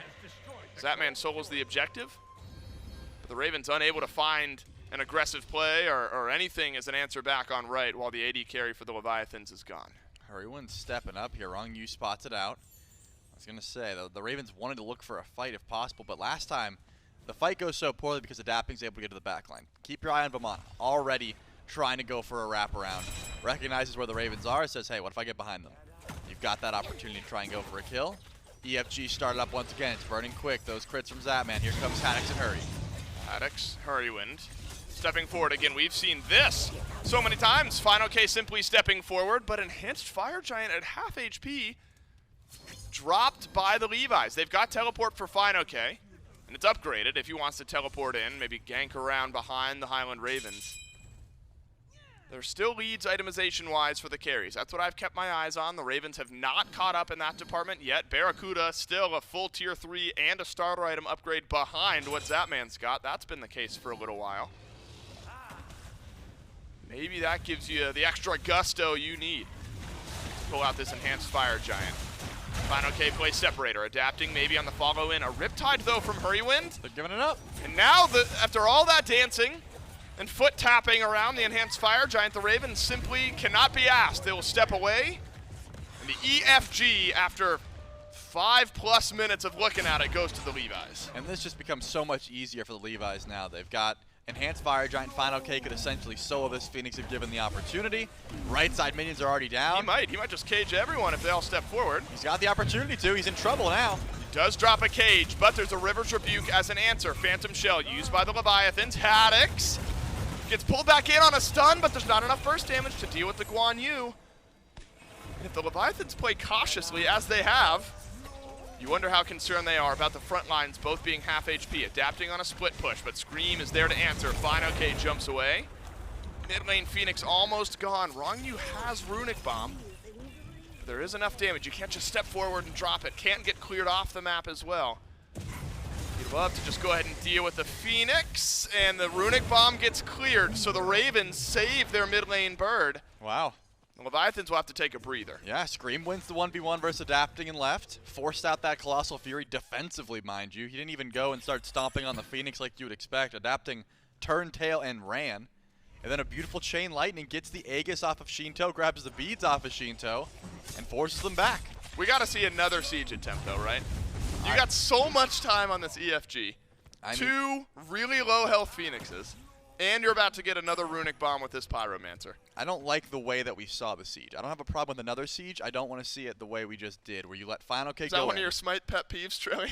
Doing a siege the same way that didn't work? It is one of my pet peeves. I'm glad you asked. It just seems like leaving fineokay with no beads, no Aegis. This is a full tank Odin, but still, the CC is there. Letting him be the one guy that goes in and tries to tank up this bird means that you're sort of just hoping that he's able to get in, get out. You don't have that much damage for the actual objective because Zapman's not getting anywhere near that Phoenix. He's got too much respect for how much damage the Zeus is doing. So I like the split idea, but I might throw I might throw fineokay and adapting over and left, and it looks like they are going to do that. Because if Scream steps up, it's way different if it's just adapting than if fineokay says, hey, I'll tank, you stomp away. It's a different 1v1 for sure if you add another player, and they're going to go for that play. They've got 3 birds this time. That's the Highland Ravens. Don't have to worry about right. Big power potion for Zapman as well. If a fight were to break out. Could be a game-ending fight. Still enhanced Fire Giant. fineokay adapting their forward. Scream! Crit by adapting! And fineokay is not traded out. Left side Phoenix an afterthought. And the Leviathans off a stolen Fire Giant earlier in the game have some wind in their sails. Mid Phoenix also gone. But will now take a breather. Won't look for the end despite Scream being gone for a minute. And it's a night and day difference. I mean, adapting turns tail and runs previously. This time fineokay says, what if I tank that Phoenix for? He's like, oh yeah, I can 3-shot this Anubis. And he does. So that's going to be an easy to dive as they come. You grab mid-bird, you grab left, and the Highland Ravens are in a position where they have to make a play now. I don't think sitting back and waiting for an enhanced Fire Giant again is the call. Group up in the jungle, look for an ambush, see if you can pick out someone that's not the Odin. That's the best opportunity as it stands, because unfortunately Ven's been using a lot of lightning storms defensively trying to save his team. He's top damage in the game, but hasn't been able to get those impact ultimates off in quite some time because of how much dive the Leviathans actually have. And unfortunately Scream's been a non-factor for the past 2 fights. The argument of these late game fights is that maybe the Ravens have been able to catch up a bit. BaRRaCCuDDa sells his starter item to finish dominance. Now 2 tiers in the balance blade tree for what would be a full build. However, the map state's significantly worse than it has been for the Highland Ravens, where before they were behind but could dance around the FG. Now you're getting a bit closer to even on items, but you cannot spend that much time outside of your base. The fire minions are going to start to build up in mid and in left. They gotta fight now. Though, from the Highland Ravens around behind the Leviathans, but does that just deliver a fight to fineokay? For now, yes. fineokay uses the cage. There is plenty of damage from the carries. The Odin cage and a lot of health from fineokay gone. Sheento over the wall, pokes down some damage. On to the Ravens, and Scream has finished off a kill onto the Odin. And is this the call that gets the Ravens back into the game? Then delete Zap. Ronngyu, Sheento left running, adapting with a solo mission in behind the Ravens. Trades off onto Scream. Fire minions pouring into the base. The Titans down to half HP, adapting into the base. But it looks like some backs have been completed. Ronngyu detonated by Ven. And adapting will be held at bay. If adapting had ultimate, maybe he goes for that couple without it. That's not the play. Sheento is still sticking around here. I'm wondering what the call is now. More fire minions going in. Haddix cannot leave this Titan alone. But Sheento and adapting, they haven't went back to base either. This is really awkward. Adapting on Sheento's one side, gonna go for Sheento's it. over on the other. Is he just going to go right through the Phoenix? No, he was considering it. It is so low. The Titan is so low. One more wave. It's going to make its way in. Instead, Ven, BaRRa, Hurriwind, they've turned their eyes towards the now respawned enhanced Fire Giant. Adapting how to use the beads and detonate. Nearly gets it done. The Titan is so low. Haddix desperately clinging to life here in game number 1. Sheento never left the fight.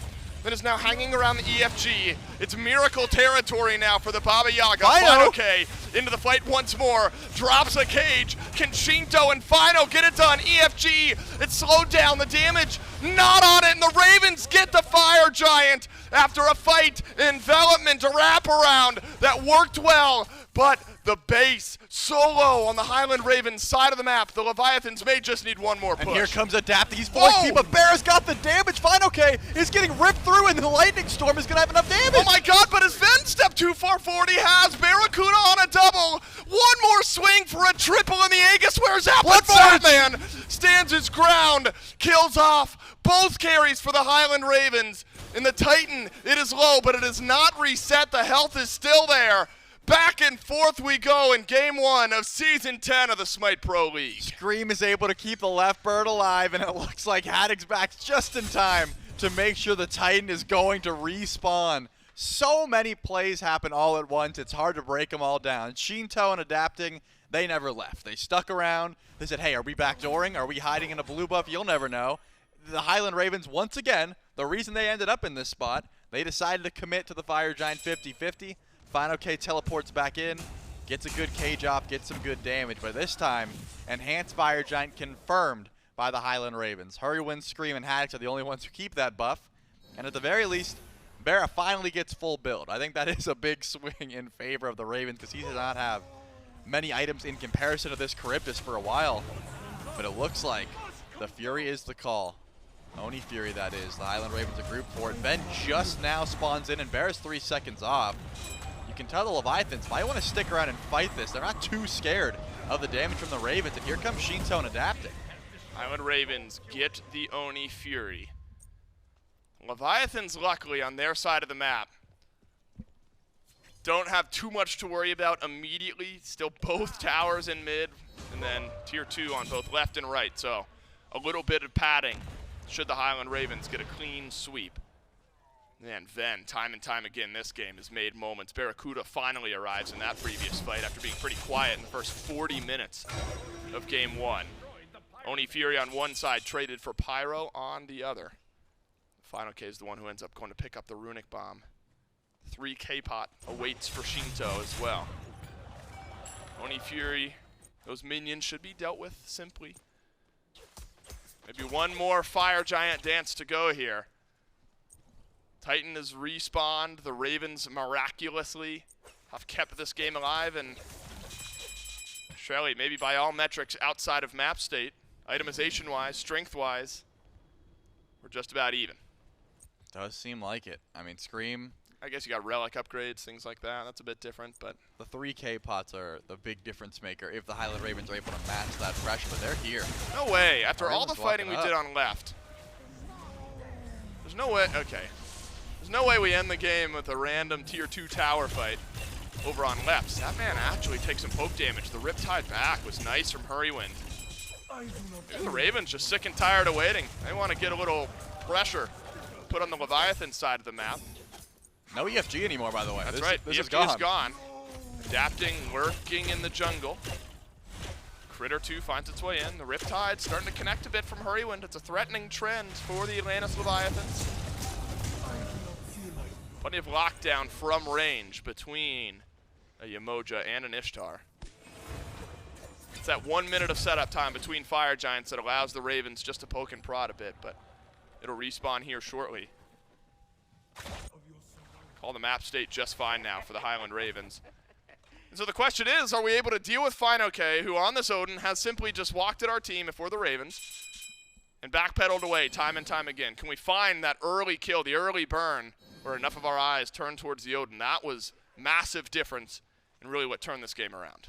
Certainly was, and already sieging forward are the Leviathans. fineokay trying to see if he can catch out Haddix. Gets the stun and actually decides to cage the Guan. Let's see how much damage they have. Not too much yet. Half, but he's got cavalry charge.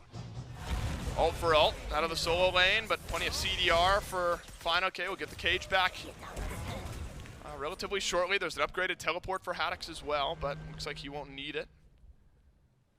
Maybe solo ultimates will get back up right around the same amount of time. No relics used in that fight either. Runic Bomb for the Leviathans. You'd love to use it on a base siege, but if you're really needing to flip a coin, you can drop it around the Fire Giant for just a little extra secure, if you feel like that's what's needed.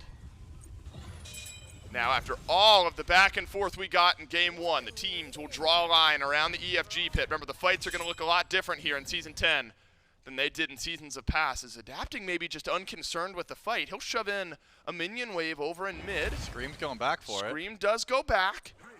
The junglers may now just be out of the fight. Could do the same over on left. Needless to say, neither jungler has teleport, so they're just going to have to walk back into the fight. It's a 4v4 around EFG. Adapting will join this fight a little bit quicker than Scream, unless they were to meet in the jungle.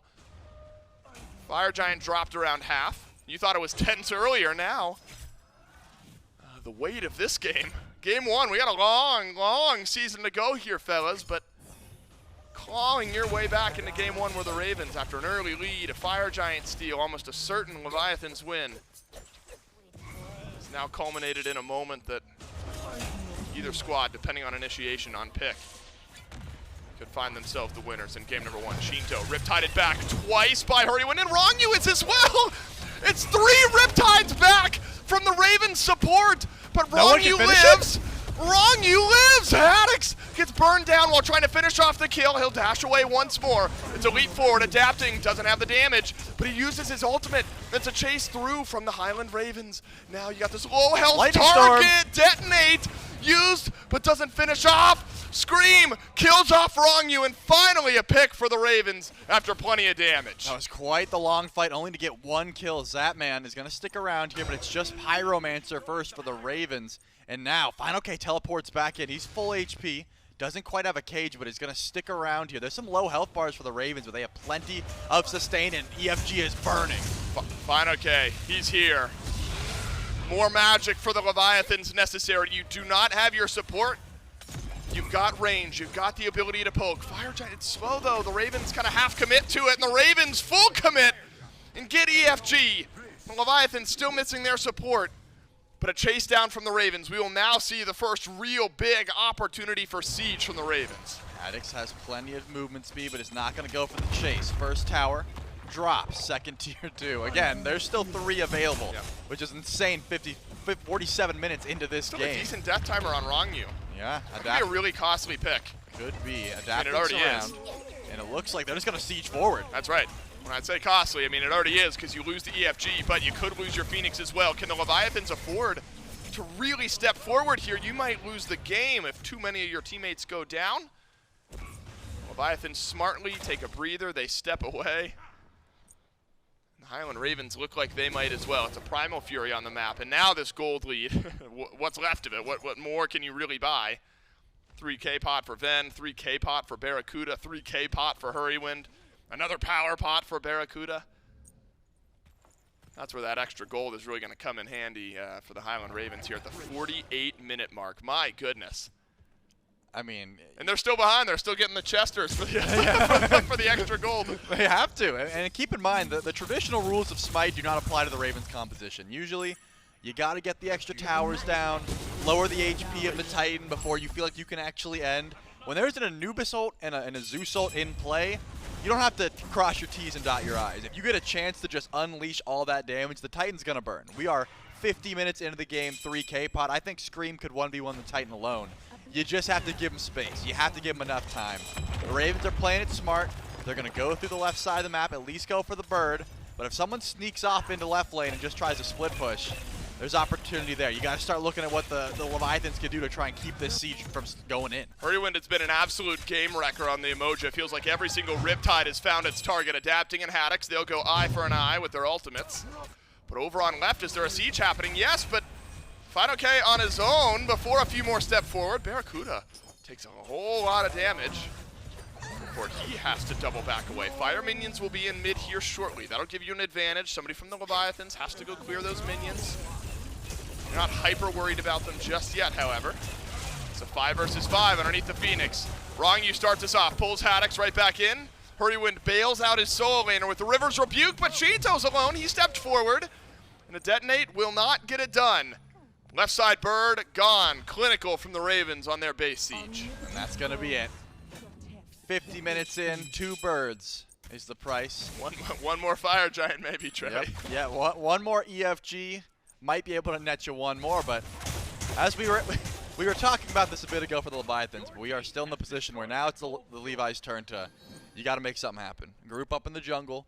You know, just going for the 50-50 when 2 Phoenixes are down is never the call. fineokay, with his build, does not clear fire waves quickly. You can't just leave him back. The base siege that Haddix was able to make where he was running back and forth clearing those fire minions does not happen with the build that fineokay has. You need to make a play here, and it looks like already Leviathans are sieging forward. fineokay is first in charge. He's trying to find a cage, and the Ravens are playing it smart. Don't step up yet. You have no reason to. Phantom Shell, 45 seconds off the map. So it could be a costly cage should fineokay hit his mark. You're absolutely correct. Highland Ravens take a breather and double back once more. Yeah, I mean, if Ven gets caged in the next 30 seconds, he's trolling. There's no reason to be near fineokay right now. I mean, 26 seconds until your game-saving relic's up? No, you shouldn't be anywhere near an Odin. We've crossed the 50-minute threshold in our first game of Season 10 between the Ravens and the Leviathans. A new look for both of these 2 squads. Wow, are the Leviathans holistically unconcerned with EFG? Scream wasn't even here for the fight. He was over on left pushing. The Leviathans never stepped forward. EFG, the quietest one of the game at 51 minutes. The Leviathans, in all likelihood, going to have to defend their right side now, and mid lane Phoenix will be respawning here in about a minute or so. I think this is going to be one of the slower pushes. They've got their time to grab another Runic Bomb. Haddix gets another 3K. You know, those little power spikes are starting to matter. You can tell Scream's trying to put this game in his own hands, though. He said, yeah, you guys go. If I find someone over and left that is clearing minions, I will try and 1v1 them. If I don't, I'm ending the game. Like, I'm going for Titan at this point. And I think he's got the damage to do so. Again, this Anubis with a 3K can be deadly around the right objective. That mid Phoenix did respawn, though, so the Highland Ravens are going to make sure they grab the tier 2 over and right. They don't quite have vision, so they're stepping up here slowly, but they realize plenty of Leviathans are underneath this bird, so they know exactly where they are now. Remember, all player perspectives being streamed in this moment as well, so you're 52 minutes into game 1. If you want to see any of these 10 players, their individual perspectives, their channels are all live, streaming exactly what they are seeing in one of the more tense moments you'll ever see in SMITE. Late game Phoenix Siege. Mid lane is respawn, left side fire minions. That'll pull a bit further than it would have just a moment ago. Riptide, a rare miss from Hurriwind after he's hit so many. Right side bird takes a bit of damage. The Ravens have been fine, Trelly, to just go 5v5 it seems. That's what they did on the last couple of sieges, though Ronngyu was dead for one of them.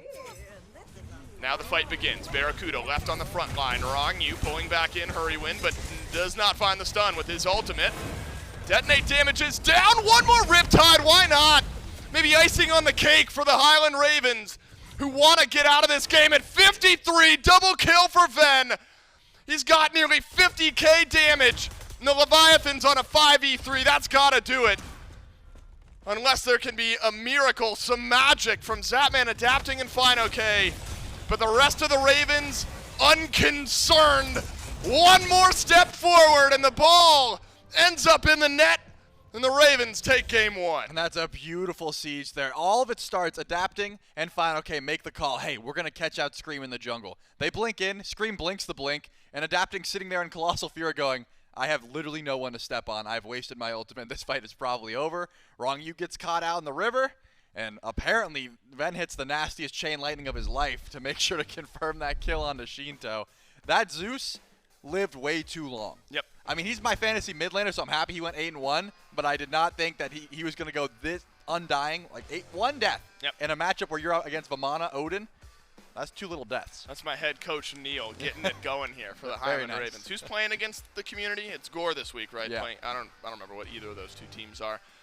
It feels like the outcome of this game, maybe how it was going anyway, like that 20-something minute mark. It was the Fire Giant steal from the Leviathans. That 20 or so minutes that really flipped this game back. And remember, the Ravens Titan was at, what, a few hundred HP maybe? 1k maybe. 1k, 1 push away. Resilience from the Highland Ravens, who take game 1 in 53 minutes. Season 10 off to quite a start. Game 2, Leviathans, Ravens, up next.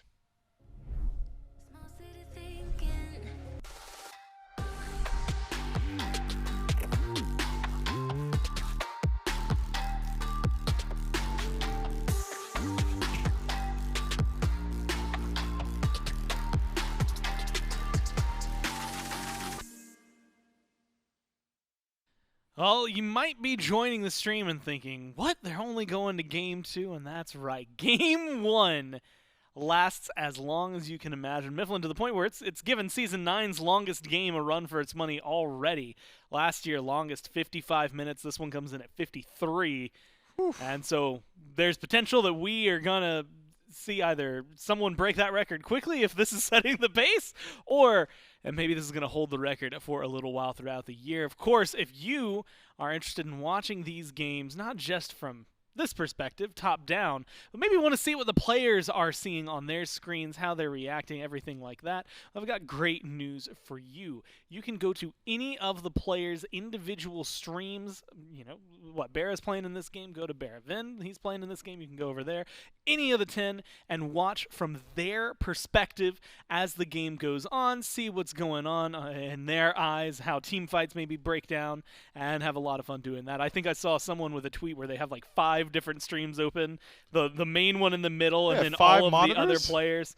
It was, I think, 3 monitors and then some very, very carefully, but also admittedly kind of small windows placed around. If you got 5 monitors, though, I've got a great, great Batman's news for watching. Exclusively for the millionaires out there. A lot of fun you can have. It's Gore, it's Mifflin. And Miff, these are always the ones that, you know, it's fun to talk to you about because we could drop a pin at any point in this game and talk about some really intense moments. But the longer games like this go, the less the fight at 35 minutes matters. The less the fight at 43 minutes matters. And the fight that matters most ends up being that last one. But for a majority of this game, kills-wise, Ravens have the lead. Leviathans have everything else going for them, right? I mean, you're talking Furies, Fire Giants, what have you. And then eventually it's like a switch goes off, and the Ravens just decide that they don't want this game to be over, and they make sure it's not and drag it all the way out to 50. Yeah, I mean, it was impressive back-and-forth battles at the Fire Giant, I think, that keeps this game interesting. But as far as the last couple of team fights and what really changed and made it so that one team could finally win out, so that the Ravens could finally take home the dub, I think you look no further than Haddix. He had identified the issue in the majority of these true 5-on-5 engagements, and it was, what's the follow-up of fineokay's cage? What is really killing us when we're stuck in there? And it was adapting. He goes into the Colossal Fury, and he starts stomping on heads. So what does Haddix do? He says, well, I'll just go jump on adapting before the fight starts. All of a sudden, the follow-up on this Odin cage is severely lacking. You're able to hold on to a Phantom Shell through a cage, just use it as a standard shell a little bit later on, facilitate your dive. So I really like that adaptation because I think it's easy to fall in the trapping of, who do we need to shut down? It's got to be the carries. Yep. It's got to be the Baba Yaga. You know, that's surely what's killing us in the cage. No, it was a massive baby dropping crits on your head. And Haddix sees it immediately, says, I'll put a stop to it, and does so well. All the time. Sometimes it's literally the big thing in front of you, not the little things in the background. And that's what we get to really get to see from adapting there. Unfortunately for the Leviathans, despite having such a good early game and then a good mid game and then a good late game and then an unfortunately not so great later game, things do fall apart for them. The Ravens come out on top of this one. And Mifflin, it goes back to what you were saying, which is rumblings about how the Ravens are a team that is going to be a bigger threat than maybe people were giving them credit to. I think this is a good example of that, but I also think it showcases something that we've been talking about, or we talked about a little bit on the last desk, which is like, this is a team that if you give them the time to think, they're going to turn things around. They're going to figure out the problem, and that's something I think that, well, the Leviathans are going to have to figure out here as we get into picks and bans for game number 2. Leviathans will maintain first pick. Man, I don't even know if you can go to picks. I mean, like, they figured out some of the problems. Admittedly, you got a lot of meta picks if you were the Ravens up top, so maybe you can control some of those. But does anything stand out to you here as, like, that needs to be banned?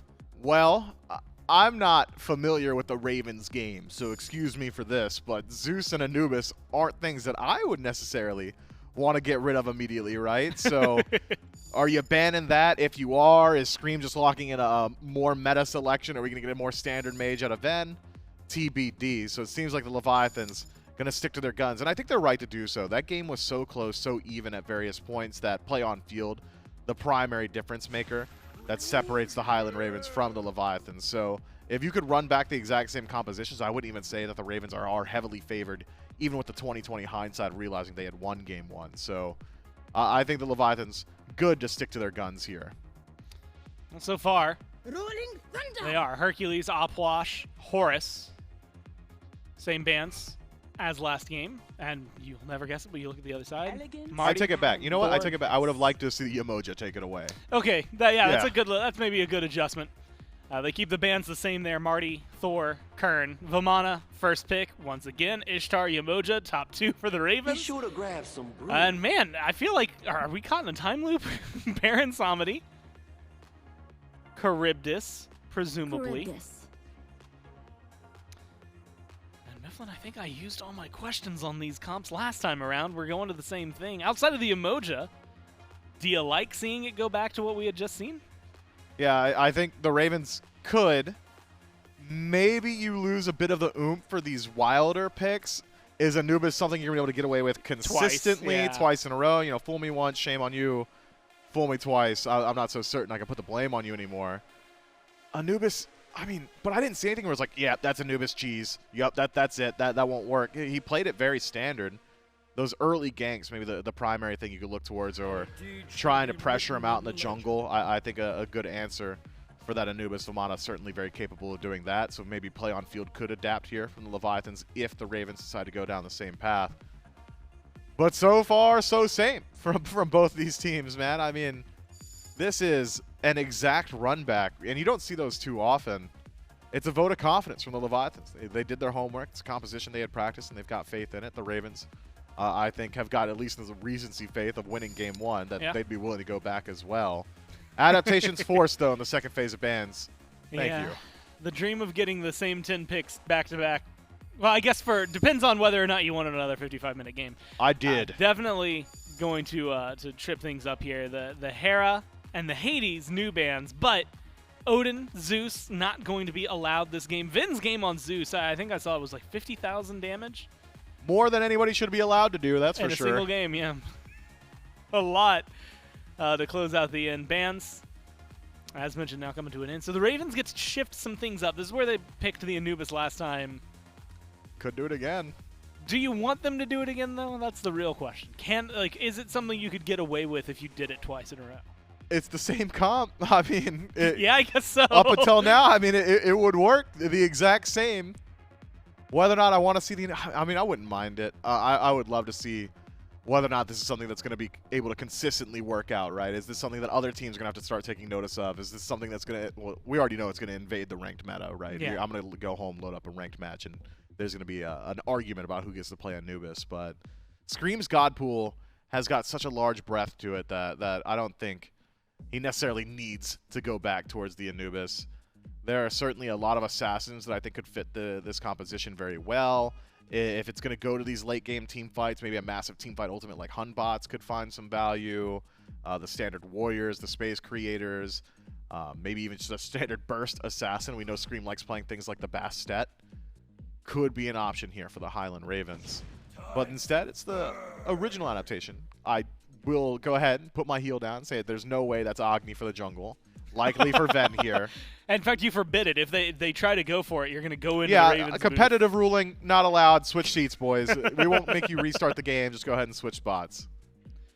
We'll see how well it does. Agni brings a lot to the table, and considering we've already seen the top 6 play against each other, what kind of flair do you expect it to bring in, especially compared to the Zeus that we got to see last time? Not as big, bombastic damage as we get out of a Zeus, but definitely still some, I guess, some flames to him, right? Yeah, I mean, there's a good deal of burst from a range. Non-committal initiation, Noxious Fumes, I think, probably the strongest portion of Agni's kit. So starting a fight from far away, very valuable. Initiate with a stun. You can catch Charybdis during her activation frames with that third ability. Make sure she isn't allowed to get into that invulnerable state. It's very good at catching out Vamana's dash in particular. Merlin having such a short range rather, teleport with Flicker means that Agni is almost always going to be within range to toss out some damage as well. It doesn't have the same level of burst, the same level of immediate burst as a Zeus, where chain lightning, auto attack, detonate, you 2 charges, you just did 1,500 damage. Agni's not doing that exactly. Yeah. He's more so continuous, guaranteed damage in a team fight. And with the low cooldown of Rainfire, if the fight goes long, you're already leaning on the sustain of the Guan and the Yemoja that we had seen in Game 1. Now you've got consistent poke from this Agni. And you also get a Gilgamesh alongside that one, something that we saw Scream play a lot since he has come out. And has a lot of potential. I mean, look, you're talking CC, you're talking control in the mid lane, it feels like, for the Ravens going up against presumably the Vamana jungle again. Cthulhu locked in. Have not seen him go to the jungle. Don't think there's going to be a lot of confusion about that one. And the Merlin. So a lot of burn damage from the Leviathans. Team fight is what it feels like they've got in spades. But do you like it more? I mean, Yemoja, Guan, the healing feels pretty solid for the Ravens. When we get to that 5-on-5, when this Cthulhu starts to join in, how much do the Leviathans really have over the Ravens? Yeah, I mean, Cthulhu, of course, phenomenal in a late-game team fight. But how the initiation is going to work for this Leviathans draft does leave me a bit concerned. It could just be that the Ravens decide, all right, there are 2 cooldowns we got to keep our eyes on, and they're easy to track. It's the Vamana and the Cthulhu. They're massive right now. Let's walk away. Pick up a Heavenly, utilize Gilgamesh's leap to give over additional movement speed to your team. Disengage, wait for the D-transform. All right, initiation's horrible now for the Leviathans. That spearhead start to the fight doesn't work. I don't see how the fight can continue afterward. So desyncing those 2 ultimates, the Vamana ultimate as well as the Cthulhu ultimate, I think it'll be very significant here. Otherwise, you're almost entirely reliant of life of the party. So the Leviathans, I think, need that initial start to the fight, that very first couple of moments to go well for them if they want to win out in that late game 5-on-5. It feels like initial moments were going well for them for the most part early on, right? And we had talked about it. Kills for the Ravens in game 1. I mean, up until like 30 minutes, it was like 5-3, right? They had the advantage in that department. It was everything else they were losing. So secure, right, playing around the objective is going to be very important. But it feels like the Gilgamesh can take that hey, we were getting early kills, and dial it up even more than like an Anubis can, right? Because he's got hard to say. Probably a little bit better. Like the displacement and the stun feels better, doesn't it? Yeah, the CC is much better from Gilgamesh, to be sure. You can really set up for your allies more so. Anubis had more guaranteed damage and could do the damage on his own. Gilgamesh has to stick close to you, needs to be landing those auto attacks, likely will hold Winds of Shamash until your mobility has already been cast. So where you've sacrificed objective burn and just straight up god burn, you've made up for with team fight utility. We'll see what Scream can do here in the early game, and well, whether or not it'll go all the way to 50 again as we jump into game number 2, the Ravens and the Leviathans. Man, both teams in game 1 had their opportunities to win it, didn't they? Leviathans, low health on the Ravens Titan, unable to group up and win the game. The Ravens somehow shrug off a stolen fire giant at the 20-minute mark. Survive from, again, a low health Titan on their side of the map. And now send us on to a game number 2 up against 2 similar compositions. Truly some important changes, but dual lanes remain the same. Mid laners both have to change, and that's maybe the biggest difference from what we saw in game 1. Yeah, I like the mid lane switch up. I think Ven had a fantastic performance on the Zeus, so the question is, hey, it's been taken away from you. What do you go to in game number 2? It's a completely different style of mage, right? Agni does have that space control, but you've got mobility, you've got CC, you've still got plenty of damage, and you recognize, hey, I don't want to get stomped on by adapting, so I'm gonna go someone that can close gap and run away. Yep. I think it's a good switch up there, keeping the duo lane relatively similar with Hurriwind and BaRRa, of course. They've got the same style of play. They want to get active early if they can. They're going to look for relics. At level 5, Ronngyu and Zapman are going to have to watch out. That's exactly when Hurriwind decided to get aggressive, was able to pull some early relics, but this time there's a Gilgamesh you have to worry about. The Anubis, as Myth said, does bring more damage, but when you can rely on your dual lane to supply some of that damage, I think Gilgamesh is just going to be easier ganks through and through. He's got the CC, he's got the setup, and you don't have to do all the heavy lifting yourself for the Gilg. There's something I want to look at, Trilly, is over on the dual lane, specifically the supports. Felt like Hurriwind later in the game. Yes, the River's Rebukes were wonderful, but the small Riptides felt so disruptive in those last couple of fights. And I'm wondering what your take was on Ronngyu on this Baron. That, certainly didn't seem like it cost the Leviathans the game in any regard. But did you see enough from the Baron that warrants the run back from the Leviathans? It seems to me that what the Leviathans value from Ronngyu here is an amount of sustain that can rival that of a Guan Yu and a Yemoja, and relatively decent engage. Unfortunately, Ronngyu was usually the target because the tanks and Leviathans were very difficult to get to, and Baron's always going to be frontlining. So I wouldn't have minded a safer pick, but if you're not getting your hands on Terra and you need sustain, Baron's the option. I think this was the call in that case. Whoa! Haddix will survive for now against fineokay. Sheento flickers away, doesn't matter. Ven, first blood. A quicker start for the Highland Ravens. That's pretty simple for Ven and Scream. Just shove pressure at the Merlin. we've always talked about Flicker, and yeah, it's nice, but it kind of sends you just a little bit over to the left or right. It doesn't end up saving Sheento's life. Yeah, held onto the beads too. Either Sheento thought, A, I'm dead no matter what, or B, didn't have to beads. I would assume it's the latter, just not. I'm gonna, or the former. I'm gonna die regardless. I want to save those beads for a future gank. There's just too much damage coming from Scream and Ven. And that's also the benefit of this Agni clear. I think Merlin takes a bit before you're actually able to stuff the wave and go else and farm, you know, but Agni with that flame wave, you can even use Noxious Fumes or just dash through.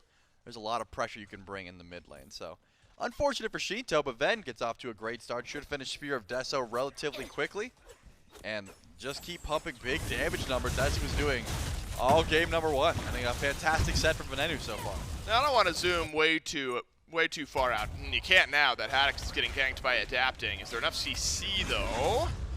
The dash away from the second root in the mire, or the second tick for the root in the mire. Keep Haddix just fine. Screams here help out with the blue buff as well, but there is an invade attempt. An attempt will not really come through. So good timing there from Scream to be on the proper side of the map. Looks like Ven is going to do the same for BaRRaCCuDDa, whose purple buff is being pulled all the way over. Hurriwind, both supports, annoying around the purple buff, and both AD carries. Run, Barra.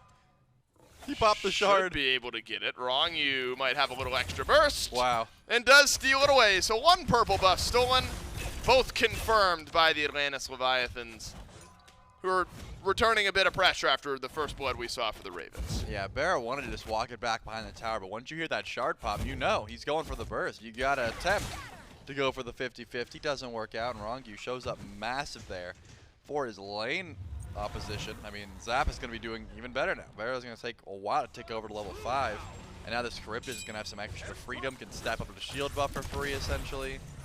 And now Barra's in a uphill battle of trying to get as much free farm as possible, because it seems like pressure in duo lane could be where the Levi's try to go to get ahead, try and find some pressure. This level 4 Ishtar is going to have some trouble. fineokay is one that I keep my eyes on throughout this game. There were moments where the Odin looked disruptive. There were moments where the Odin was getting ignored in game 1. Now you got a Cthulhu. Charlie, it's really hard to ignore a Cthulhu, and I'm thinking of a team fight where Sheento needing to flicker away. Had a little bit of extra burst from Ven, who has full Deso, by the way. Sheento has not been able to go back and upgrade a tier 1 item at all just yet, but with 1,700 gold, should be in just a fine spot. Gets full Deso. We'll head back to lane. But I'm thinking of a team fight moment where it's a big Vamana and a big Cthulhu, and the Ravens have two choices: run and reset, or see if you can burn down the 2 transform targets. Scream almost went for a dive on the tier 1 tower. They're looking for Sheento. Either very little respect for the damage the Merlin has, or just had faith that Ven was going to be able to dish that damage out, because it's not like Screams went for a tanky style of build. That's Transcendence on the Gilgamesh. Would not be easy to try and dive a tier 1 at this point. And Sheento's got beat, so I think it's probably smart that gank didn't actually go through. And at the very least, Sheento's going to have to get some more vision down, because this Gilgamesh doesn't seem to be going anywhere fast. Always hovering around mid lane, looking to get aggressive where possible. And same with Ven. Sitting at the tower line, already got one of the bastions down. Unfortunately, it just seems like Agni's always going to be outranging you, so you got to be careful. Speaking of good damage, though, fineokay really been getting the better end of the trades in solo lane up against Haddix. He also was able to poke out this Guan and grab a bastion of his own. Yeah, the mire feels just fine. Drop it on both, see if you can get a little extra damage over there. Both junglers have hovered on right on a separate time or two, really just invading or looking for an invade, potentially a defense on the blue buff. But haven't seen that really come to fruition, not just yet. It's interesting adapting, going back to this Vamana. There were good moments, though, weren't there, from Vamana in game 1? You had this full crit. You at times were 1 or 2 tapping that backline. But I want to go back to something we were talking about, or didn't really get a chance to talk about prior to a little fight breaking out here. Big Vamana, big Cthulhu. Do you think Ravens have a need to run away, or do you think they have the ability to burn that down when we get to team fighting point? I think at this point in the game... Not this point, right. Right, there's no way, obviously, you want to run away. But you're saying late game, it just depends on how much crit Barra gets online. You know, he's not off to a great start, of course, up against Zapman so far with these invades, but if he is able to get online get some extra itemization online. And they don't have to. It's just smarter, too, if you can back up. You don't love fighting into that Colossal Fury. And, of course, Descend to Madness can just change a team fight entirely. So I like Mifflin's call from the desk. Get a Heavenly Wings, get a sprint. Just make sure you're staying away when those ultimates come through, and then fight after. They bring significantly less once those ultimates are down, almost non-existent. They just there's some junglers and soul landers that can make a difference without their ultimates, and Cthulhu and Vamana in particular, they don't scratch that itch for me. They really do need that CC immunity and that large form to really make the most use out of their kit. Is Hurriwind in trouble? Adapting would say yes. Zapman has played aggressively in the last 2 games. It's felt really good in lane for Zap. Essentially held a 1-level lead, if not more, over BaRRaCCuDDa throughout the laning phase in the last 2 games, or maybe 1 in 8 minutes that we've seen. Different start for BaRRa. Those are the Devos. Need some time to stack those up versus the immediate Bloodforge for Zapman. So just something to look at. And it should be a second cleared Bastion here for fineokay. Scream is rotated over towards right. And this is more just going to be annoying against a Cthulhu. fineokay agrees. So that Transcendence will stack back up. Tier 2 hi-rez, so a little power spike for Scream early in the game. Would love to make use of that somewhere on the map. Sheento under pressure again, has to sidestep the Riptide from Hurriwind. Merlin has just not been able to breathe much in this laning phase. Yeah, I saw Adapting come from behind, trying to help out the mid laner. Sheento has been taking a lot of poke from Agni. Now Hurriwind's here as well, trying to send some bubble bounces over the wall. But there's just no way you're going to be able to gank this Cthulhu. I think fineokay is just too tanky at the moment and is going to be out trading Haddix more often than not. So going over there, trying to force the madness is a decent call. fineokay recognizes, hey, I've got decent sustain, I've got lifesteal with the Pythags. I don't have to use this ultimate unless I see Winds of Shamash go down. Then maybe I'm happy with that trade. But actually, fineokay fully upgrades that teleport. So that tells me the Leviathans might want to get active over in duo as quickly as possible. I mean, with the lead that Zapman has, and I'm going to say 70% sure that BaRRa goes Devos simply because he didn't think he could afford Bloodforge. He needed to get an item now. They want to get active, and it looks like maybe over on right lane, because here comes the rest of the Leviathans. It's going to be an initial 3 versus 2 for the Levis, but then a slower rotation in from Hurriwind, a slower rotation in from Sheento. A good fight for the Leviathans, and the first kill of the game for the Levis goes to the Merlin. But there's more after the fact. Haddix is stuck around in this fight, and Haddix has answered one. Despite it being an odd-numbered engagement, a stun onto Adapting, feeds one to Ven. And what looked like a great start to a fight ends up being 2 for 1 in favor of the Ravens. And that's going to be a beautiful rotation in from Venenu. I think that fight, there's no way you're getting a kill if the Agni doesn't show up. He's definitely doing the most damage on the map currently for the Highland Ravens, of course. You're looking at player damage alone. That's just going to be going over to fineokay, but you can see how much these bombs are doing. Spear of Desolation, just such a power spike for a god like Agni.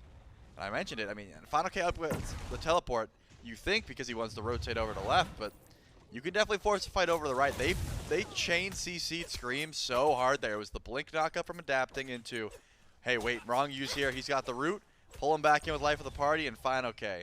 Use that Descend to Madness to just get some more damage. But Sheento now is the target of aggression. Doesn't a lot of damage. Yeah, that'll be enough for Scream. The Ravens starting to roll. Remember, the Ravens had control of game 1 before an objective steal, a Fire Giant steal, flipped things back. Slightly admire BaRRa standing his ground at a 2-level deficit, but what that really tells you is Zapman has felt just fine over in duo. Man, it's a worrying trend now here, Trelly. Things just starting to come a bit undone for the Atlantis Leviathans. You have such a good opportunity over on left, but everywhere else on the map starting to get picked apart. Sheento has been so limited on this Merlin. Scream and Ven have just been far too active. They certainly have. Full rod up to Hudi for Venenu already. You can't buy this much farm, man. He has been just solo farming everywhere he can, just dashing across the map, not even do more, not even getting that extra movement speed. It's just so much gold in pocket here for the Agni, and the damage shows. I mean, whenever this Agni shows up, it's big damage numbers, and I think that you got to be respecting that damage and also saying, hey, maybe we can't fight. If we don't know where Ven is, I don't think it's a good idea to fight. We're getting chunked over the wall. We can't even see where this damage is coming from, that sort of thing. The Leviathans would start off with a great early game. As you said, a worrying trend of just losing engagements, showing up outnumbered. And also, got to give credit to Scream falls down early to that kill over and right, has not stopped getting active, consistently finds stuns, pulls the beads off of Sheento and looks to capitalize on it. They're still down another 26 seconds, but finally, using something with the lead that Zap has, Gold Fury starts to get pulled. It will. You're going to have Merlin burn, but Scream will be here. Scream's got a lot of damage. Steps forward. Could be a coin flip, and actually Scream using ult, that's enough to just send the Leviathans right back. Adapting will be stunned by Ven. Drop kicked by Scream and smacked against the wall. Another one for the Ravens. The second onto Adapting. 5 kills in this game have fallen into the mid 2v2 between Adapting and Sheento. Only one has gone elsewhere. Scream living rent-free between Tier 1 and Tier 2 tower. Remember, we are streaming player POVs from their individual accounts. Scream, a good one to watch if you're a jungler trying to learn pathing. Ways to play picks like this. Because my goodness, this just looked too clinical from the Highland Ravens in the first 12.5 minutes. You said Scream falls down early, stuck with it, stays in it. I feel like that's just what we've come to know from Scream. Might have an early death, but just does not like sitting back. It doesn't seem to me like he has questioned hitting his 3 button once this entire game. He is jumping in constantly. Remember, it was at level 6 that he was considering diving behind a Tier 1 tower. That's I mean, you do not have the damage or the HP to make plays like that, but Scream was thinking about it, and that's the kind of gameplay we expect from Scream, but given how the game's gone so far, Adapting forced into the ultimate just to not die to damage from Ven. I mean, the Highland Ravens could do no wrong. They're walking up, and the Leviathans are tucking their tail and running. They have no legs to stand on. It's the only, I mean, you see fineokay playing aggressive in solo and Zapman playing aggressive in duo. That's about it. If you don't know where the mid 2v2 is, if you don't know where Ven and Scream are, the Leviathans cannot step up. Now it's Gold Fury looked at by the Ravens. Leviathans pulled it a moment ago. Scream separated them from it. 3 members of the Leviathans, though, rotating over. Zapman a chance to steal.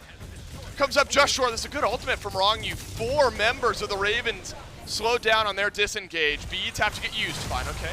On a rotation out of solo. This could be a moment for the Cthulhu, but it's a runaway from the Highland Ravens. Adapting dashes forward. Does not have ultimate.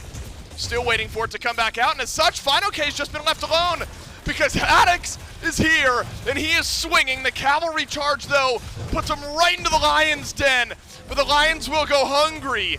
The Ravens grab gold and get out alive, all 5. Yeah, beautiful damage there from Zapman. If Zap is not pumping crits into Haddix there, I'm thinking Sheento and probably Ronngyu die, but it just seemed like maybe some good RNG. The bladed boomerang was doing so much damage. Haddix went the Caduceus Club into Genji's. No real Fizz D just yet, just that Tier 2. If you got that extra Fizz D, that fight might go a little bit better. You get the full value of a cavalry charge, and you can actually chase down the enemies of the Leviathans. But still, the Highland Ravens are able to grab the Fury. And as you highlighted, I think Ronngyu did have a great ultimate after the fact. fineokay teleports in, looks to try and help the team. But they just didn't have enough damage. They were not able to clean anything up. So that's all Ravens, despite some low health bars. That gold still going to be in their favor. Scream comes over once again. I don't see fineokay dying anytime soon. No, he's pretty tanky. And how impactful was stealing away Adapting's ult over in mid lane? Didn't have Colossal Fury for that fight in the jungle.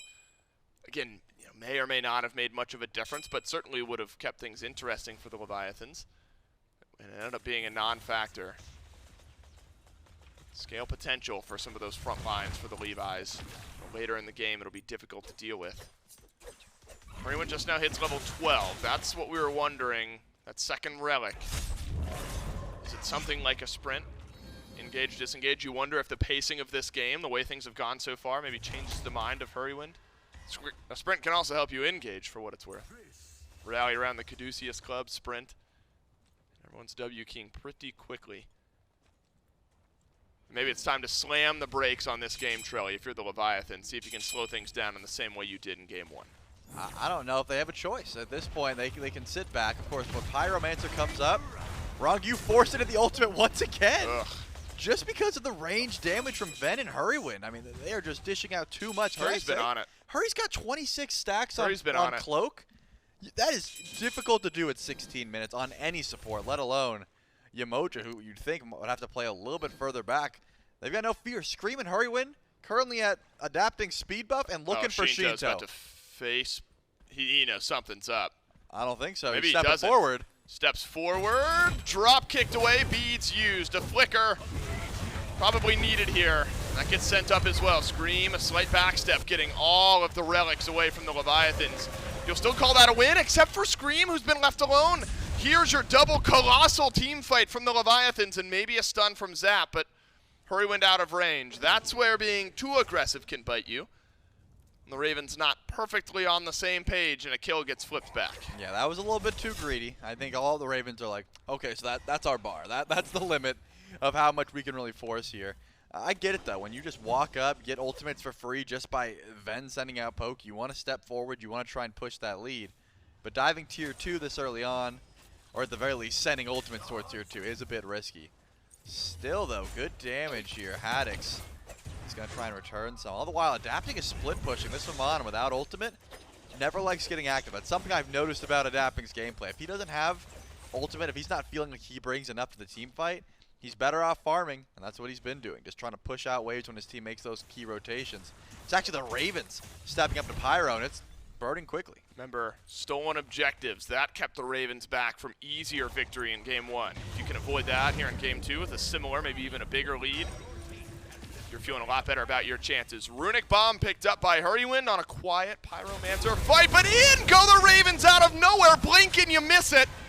And I missed Sheento in this fight at all. Ronngyu does not have ult, and therefore no chance. Zapman dove by Haddix as well. And Haddix can just keep going. Doesn't have cavalry charge, and Zapman, the Charybdis, will get out alive just fine. 18-minute FG for the Highland Ravens as fineokay steps forward and attempts to steal. fineokay does have a Send to Madness here soon. He's not going to burn down quick, but it's just going to be a steal attempt as Haddix is falling a little bit low here. Adapting goes into the Fury. Might be a kill traded back. Haddix indeed falls. Fire Giant goes to the Ravens. A Runic Bomb used, and that might have been a difference maker just to get the confirm. Then indeed, 1,000 damage from the back pocket of Hurriwind. Gives an 18.5-minute Fire Giant to the Ravens in trade for your solo laner. I'm sure the Ravens are just fine. I think they are happy with that one. And remember, that Pyromancer was not clean. It was not guaranteed that Runic Bomb was going to go the way of Hurriwind. That might be a different outcome. Adapting starts stomping in with Deathbringer. Some crits onto that Fire Giant could have changed if that Runic Bomb is not in play. But the Leviathans make the smart call. They go right for that Primal Fury. And the Highland Ravens are too little too late. They won't be able to step up for that one. They've got plenty of time, though, with this FG to siege forward and try and grab a tier 1. And Hurriwind will not let them rest. Zooms back in. Adapting gets the blink. It's just Hurry, by the way. There's no one else here. Adapting has no way of knowing that. He probably assumes there's 4 Ravens behind the wall. But Hurry gets blinked there for absolute free. Look at this man. He's not afraid. You know, Charlie, I think a conversation around Hurriwind, and it's far too early to draw long-term, season-long conclusions, but from what we've seen here in Game 1, and I'll be ready at any moment to bail myself out if a Tier 2 fight ultimately starts to roll forward here. But the conversation around Hurry was, you know, maybe his floor is a bit higher, and that Jake, the support for this Ven-BaRRa duo last year, incredibly effective at times, but not immune to a stinker of a game every once in a while. Hurriwind, of course, had some of those as well, but maybe a bit more consistent, but maybe his ceiling was a bit lower. That's sort of the conversation you're looking at with Hurry. Hurry's had a pretty high ceiling in this set so far, but he's the one who's going to take the journey to the party. Will live for now. fineokay chasing forward. Adapting is going to find the backline as well, but Scream is scrapped out so effectively. Zapman steps forward and BaRRaCCuDDa deletes him, but fineokay, with one last swing in the fight, has flipped things right back. Sheento has been under pressure since minute 1, and it won't change at minute 20. 1 and 5 on the Merlin, and the Ravens not done yet. They want to push in for this Phoenix, but the health bars aren't looking too great. Some sustain from Hurriwind and Haddix are going to help keep those health bars topped off as the left side bird is the target. Not enough damage, though. They can't clear these waves. fineokay can step up, but that's a 21-minute Phoenix for the Highland Ravens. The birds grab a bird. They're going to go on back to base here. They just lose the buff on BaRRaCCuDDa, and I mean, they're looking to set up for this next Fire Giant here. Pyromancer is going to spawn a bit earlier, but I think all happens because of Haddix. That rotation in from the backline, it did seem like fineokay was sieging forward, had some good space control. The damage dealers on the side of the Ravens were running from that Cthulhu, as you should. But then you see this cavalry charge in the back line. Scream says, hey, we're going in, I'm down. The Gilgamesh is also able to close gap. You highlighted it, but Sheento is having a rough game. Not any fault of his own. It's just a lot of pressure put onto this Merlin. He's been deemed the target by the Highland Ravens, by Scream. Some of what we talked about with the Gilgamesh. Gets in there, gets his hands dirty. Sheento, unfortunately, has been the one causing the mess. Pyromancer's going to spawn here soon. Another Tier 1 tower. This game officially starting to snowball. Just a little bit. Nearly 5,000 gold. Like experience somewhat close, so someone on the Leviathans, might be Zap, has been farming up effectively to keep that experience from getting too far out of control. Support's even. Everyone, yeah, I guess experience-wise, pretty close to their counterparts, but gold not feeling great. You wonder now, Trelly, because it was kind of an anomaly of an FG where you got a pick, you immediately went back, it was 18 minutes. Has that lead built up enough? 5, 6, 7,000 maybe by the time the fire respawns to immediately go back if you're the Ravens, or do you have to look for another pick to replicate what you just did? No, I think they're setting up for Fire Giant for sure, and you can tell once you see Zapman over and left, if fineokay gets spotted out, you're going to have no fear of even going for that pull. Haddix has the ability to teleport over, or walk over rather, and stop that Tier 2 from dropping, and he can still teleport in if need be. But the Leviathans don't want to step up. They have been met with too much damage, too much flack if they do try and contest any of these objectives. I love this play from Haddix, though. He's stopping any bit of comeback potential here for the Leviathans. Oh, you're going for Tier 2? I'm going to walk over and defend that. You're thinking about going for Oni Fury? I'm going to be a moving ward and just stand here to make sure that can't happen either. The Leviathans get scraps. They get the wave that pushes up when the Ravens decide to clear it, and if not, they get their back camps and speed buffs. That is about it. Everything else is showing up Ravens. And this Ravens team threatening in their first game of the year. A Ravens team that would probably argue they could have ended game 1 in a similar manner if the Fire Giant didn't get stolen away from them right around this point just one game ago. And have shown us a lot more than what we saw at that kickoff tournament, that's for sure. A team that's found some consistency and some identity. Appears, at least, over the last few weeks. And Oni Fury, that'll apply a little extra pressure right on time. Oni fire minions on left. So now the call for the Ravens is, all right, where do you put your pressure? You got mid lane tower. That should be pretty easy to clean up. The Ravens were big fans of just this 5-man siege in game 1. Wonder if that's exactly what they're looking for here in game 2. Fire Giant plus Oni Fire on left. They've got that left side Phoenix spawning in shortly, so the Ravens may want to split up their damage a bit. They recognize someone's going to have to go over to left, which means they can go in from mid. They can go towards right, and Haddix is going to make sure to push up those waves so they have their options. They can go for right. They can split up as much as possible, but with adapting and fineokay over and left, it seems like a decent opportunity to just go in now. They're not the fastest characters in the game. Fino's at Fountain. Yeah, so might as well start peeking in slowly here. Those fire waves are going to make a difference. And right side starts, but immediately they don't like it. Scream's going to jump out. And the Oni fire wave is about to crash into the left side bird. So all 5 of the Ravens make their way right. It's the longest rotation out, and it's Zapman who's got to take it. Should save the Phoenix. He does, but a stiff breeze knocks it over. That means the fight breaks out on right. fineokay, no chance. BaRRaCCuDDa lets him know about it. Ronngyu in the River's Rebuke lets the waters crash over him. Yeah, left side Phoenix is up, but is it really? Highland Ravens can step forward and breathe on it. And instead, looking towards mid lane. Should be a pretty quick siege on this side of the map as well, and the Leviathans in a much worse spot. What we saw this early in game 1. Yep, it should be all 3 Phoenixes down, and barring a massive play here from adapting. He's got Colossal Fury. I suppose Zapman's ultimate could also make a difference, but that's usually used just for CC immunity and some stuns. As the Highland Ravens are going to go for the wrap. Look at Haddix. He's going behind here. He's got cavalry charge coming back up shortly, and he's going to make his presence known real soon. They know. I'm not sure they even knew he was back there. That was an awkward rotation from Haddix to answer. If you're the Leviathan, Sheento simply having to dance around. A flicker away and a cavalry charge. The carry's left running from the Leviathans, and it's simply Haddix getting it done, and an Aegis off of Zapman as well. It's a one-man army in the back line of the Levis. The Highland Ravens drop all 3 birds and can take a breather. Maybe end this game in the next couple minutes. Unfortunately for the Ravens, it's 26 minutes in, which means even with 3 Phoenixes down, you don't feel confident enough to go in for the end. Wins the Smash just to push away fineokay, make sure the rest of his team gets out safely. Good play there by Scream. Just to cross those T's, dot those I's. Make sure they end this one cleanly. So far, this is all Ravens all the time. We highlighted in game number 1, defense. There's some decent, clear potential, but so far, I've not seen the adapting fineokay dive to the back line. And unfortunately, it seems like those days may already be behind us. We saw fineokay get absolutely shredded.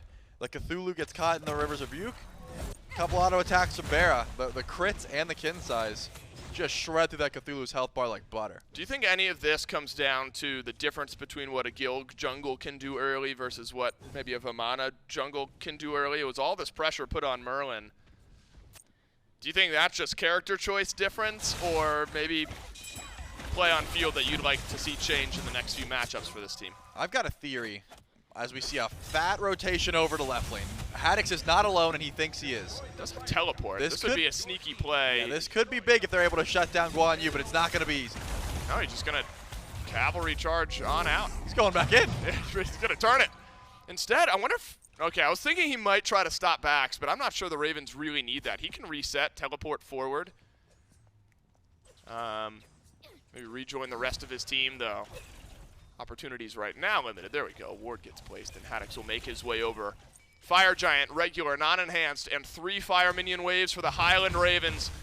Took us to 53 in game 1, and now maybe sub 30 in game number 2. Have bopped the Leviathans. Really in back-to-back games, but Leviathans made some plays in game 1 that they were not able to replicate in game 2. The Ravens, Ven, BaRRa, Haddix make some changes on the roster, and at least in game 1 of season 10, set 1 of season 10, things looking wonderful for this team. fineokay riptided back in once more. No kills rolling through for the Ravens, and the Titan hasn't taken any damage. And actually, Zapman with a kill onto Ven made this Titan siege a bit more awkward. I'm not sure Highland Ravens liking their chances much more. You may need to wait for another 45. Yeah, I didn't love the siege there. It was really just wins the Shamash, Scream decides to jump in, they drop a bunch of ultimates, but they don't get too much damage out. And now the Highland Ravens are just sticking around. It looks like right side bird is what they want. Zapman should be just fine, but BaRRa dashes in! The double riptide! Hello, Hurriwind! And welcome back to the SPL. The Leviathans lose their mid laner, and now the game may be broken. But BaRRaCCuDDa, he's got 2 frontliners looking at him, and they don't have enough damage. A drop kick away from Scream. Zapman riptides forward. A killing spree for BaRRa is how he'll end this game unless fineokay has the last bit of damage. And he does, but a double kill from BaRRa might seal the deal. And the Titan gets jumped on by the Ravens. A 2-second respawn from adapting, and a 2-0 for the Highland Ravens. What an end to that game. All 3 of those Phoenixes were spawning back in if they somehow didn't have the damage. A couple one of those Blood Forge procs from adapting, or sorry, in that case, Zapman come through. Could have went a little bit further, but I think they had the lead, they had the birds down. You gotta go in for the end call at that point. We didn't want another 50-minute banger, and of course the Ravens, they wanted to make sure this game, there was no question whether they were gonna have the 2-0. A lot of people were questioning how the Ravens were gonna perform.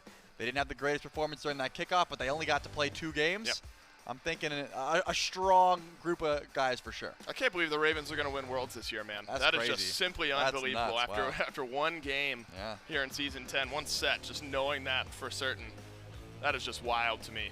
Jokes aside, this is a Ravens team that clearly has an identity. A lot of it centering around Scream early. Yep. And you never want to let a Sheento Merlin safely farm. And they didn't. But there's a wide range of options between a gank or 2, not doing anything, and piling like 7 kills on Sheento at the beginning of the game. The strategy clear from the Ravens in a 1-0 start to their season here in Season 10 of the SMITE Pro League. That's it for Trelly and I. And as Mifflin said earlier, brighter minds will take it from here. A 53-minute game 1, a trend does not make. Clemen, aggression from the Ravens there in game number 2, Mifflin. A lot of it in mid, but it gets the job done for him, right? Gets him ahead and gets him to an in-state very securely and maybe even surprising after game number 1. Yeah, I mean, I was not expecting the Highland Ravens to be able to control the pace as quickly as they did here in game 2. I think they're right on the cast to highlight Scream in particular, that Gilgamesh just made it miserable to be anyone named Sheento. But otherwise, I feel like I'm caught in that Twitter meme. How many times we need to teach you this lesson, old man?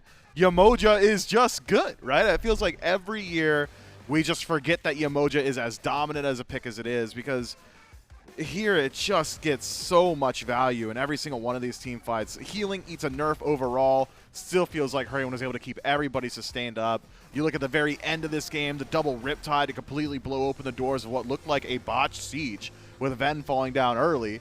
Isn't the case if you're able to drag 2 into your backline. So that Yemoja pick, one that I'd called for to maybe change up or get banned out there going into game 2, does have another phenomenal performance here. And the Highland Ravens, clear. Haddix said in his interview he's not sure what the play style is, and I think in a game that has 2 wildly different paces between both game 1 and game 2, maybe they still don't have an idea of what that play style is going to be, but whatever it is and whatever it's shaping up to be, it's very good already. Yeah, it's something, again, I'm excited to see what this team does as the games continue going on further beyond, right? This is a nice way to start off your season, though.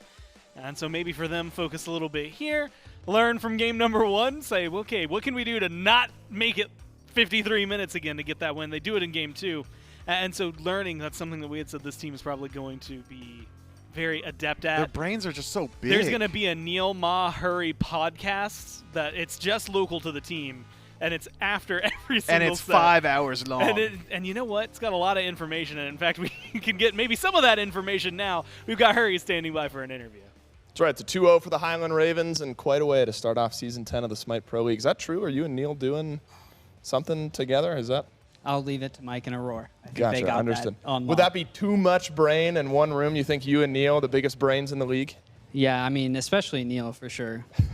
he has put in a lot of work, by the way. Neil's been fantastic and like one of the best coaches, if not already the best coach I've ever had. Maybe because he's a player before, but he's a legend. How about you, Hurriwind? It feels like you entered a flow state a bit on Yemoja there in that game. Every Riptide seemed to be connecting, everything going your way. Game 1, you know, we're going 53. Fire Giant gets taken away, but other than that, felt like smooth sailing. Do you feel like you enter this year a prove-it type of year for you? And what kind of work do you do in the offseason, and what's your motivation going into Season 10? Yeah, I mean, I've just been practicing a lot, and also you just have to keep in mind last year was like I was not even a year into my role swap. I joined a team that was not doing very well. I think even at the end of the year, even though we didn't make Worlds, it was probably the best Scarabs have been looking in a while. You know, I'm not going to say that was all me, but I definitely put in a lot of effort to improve that team. And I think this team, obviously, our starting point is much higher. Sure. I think because of the tournament, the kickoff tournament, and we lost first round, people kind of maybe wrote us off a bit, which makes sense. But obviously, we can see our practice. We know how good we are. So I think our confidence level is probably a lot higher than other people's confidence level in us in general. We've been doing well in practice, and the Warriors are probably our only bad matchup that we've had in practice so far, and we played in first round. So hopefully, you know, that doesn't come back to bite me, but we're feeling very good about our progress and where we're at right now. It's an exciting team to watch. Final question: is there any lightning bolt diff in the team room there? We shout, is Haddix getting some flack for that? That is right. Billy says it's a fake one. Are the boys letting the lightning bolts speak too much? So Barra thought I needed the confidence. He donated me his for now. Gotcha. And that's just no, it counts though, because it says your name and there's a lightning bolt there, so it counts. They can't take it away from me now. That's what I'm saying. Hurriwind, thanks for the interview. 2-0 to start off the year. Great way to start. We'll go back to the desk to wrap this one up. Now what I need is someone to go superimpose Hurry over Barra in the Cog Prime, like holding up the giant check. That's a lot of money. And you know what? It's crazy that that's the guy that won that, not that other dude. That's right. No, insane, man. I think that the way the Ravens play, and you kind of hear it from Hurry themselves, played well, adapted well, and had mentioned that they got their worst matchup, round 1, going into the kickoff. So maybe what we're going to see is a lot more strength from them. Plus, this one, an out-of-conference match, so really important to be able to win this when it comes down to standings. Again, top from both of these divisions just gets to go. If you can win all of the ones out of conference, and suddenly it's a lot easier if you drop 1 or 2 maybe in conference. But it also gives them, and it is a little eye-opening to me, because the Warriors, their worst matchup, is in the division with the Leviathans. And now that means the Ravens are only going to have to face them 1 time this phase. So maybe their worst matchup going to be far enough, they can ignore it for a little while, maybe try to figure out how to best that one, move themselves forward, and of course things can keep things going. A nice 2-0 here, Mifflin. And that's just the start of the day, right? That is the thing I think that is a little more enticing right now, is the fact that we are still moving on, still more SPL. And if I click this button right there, I can see the Kings and the Dragons are going to... they were sitting in the break room. I don't know how I didn't remember that. Yeah, you dapped them up, I'm pretty sure.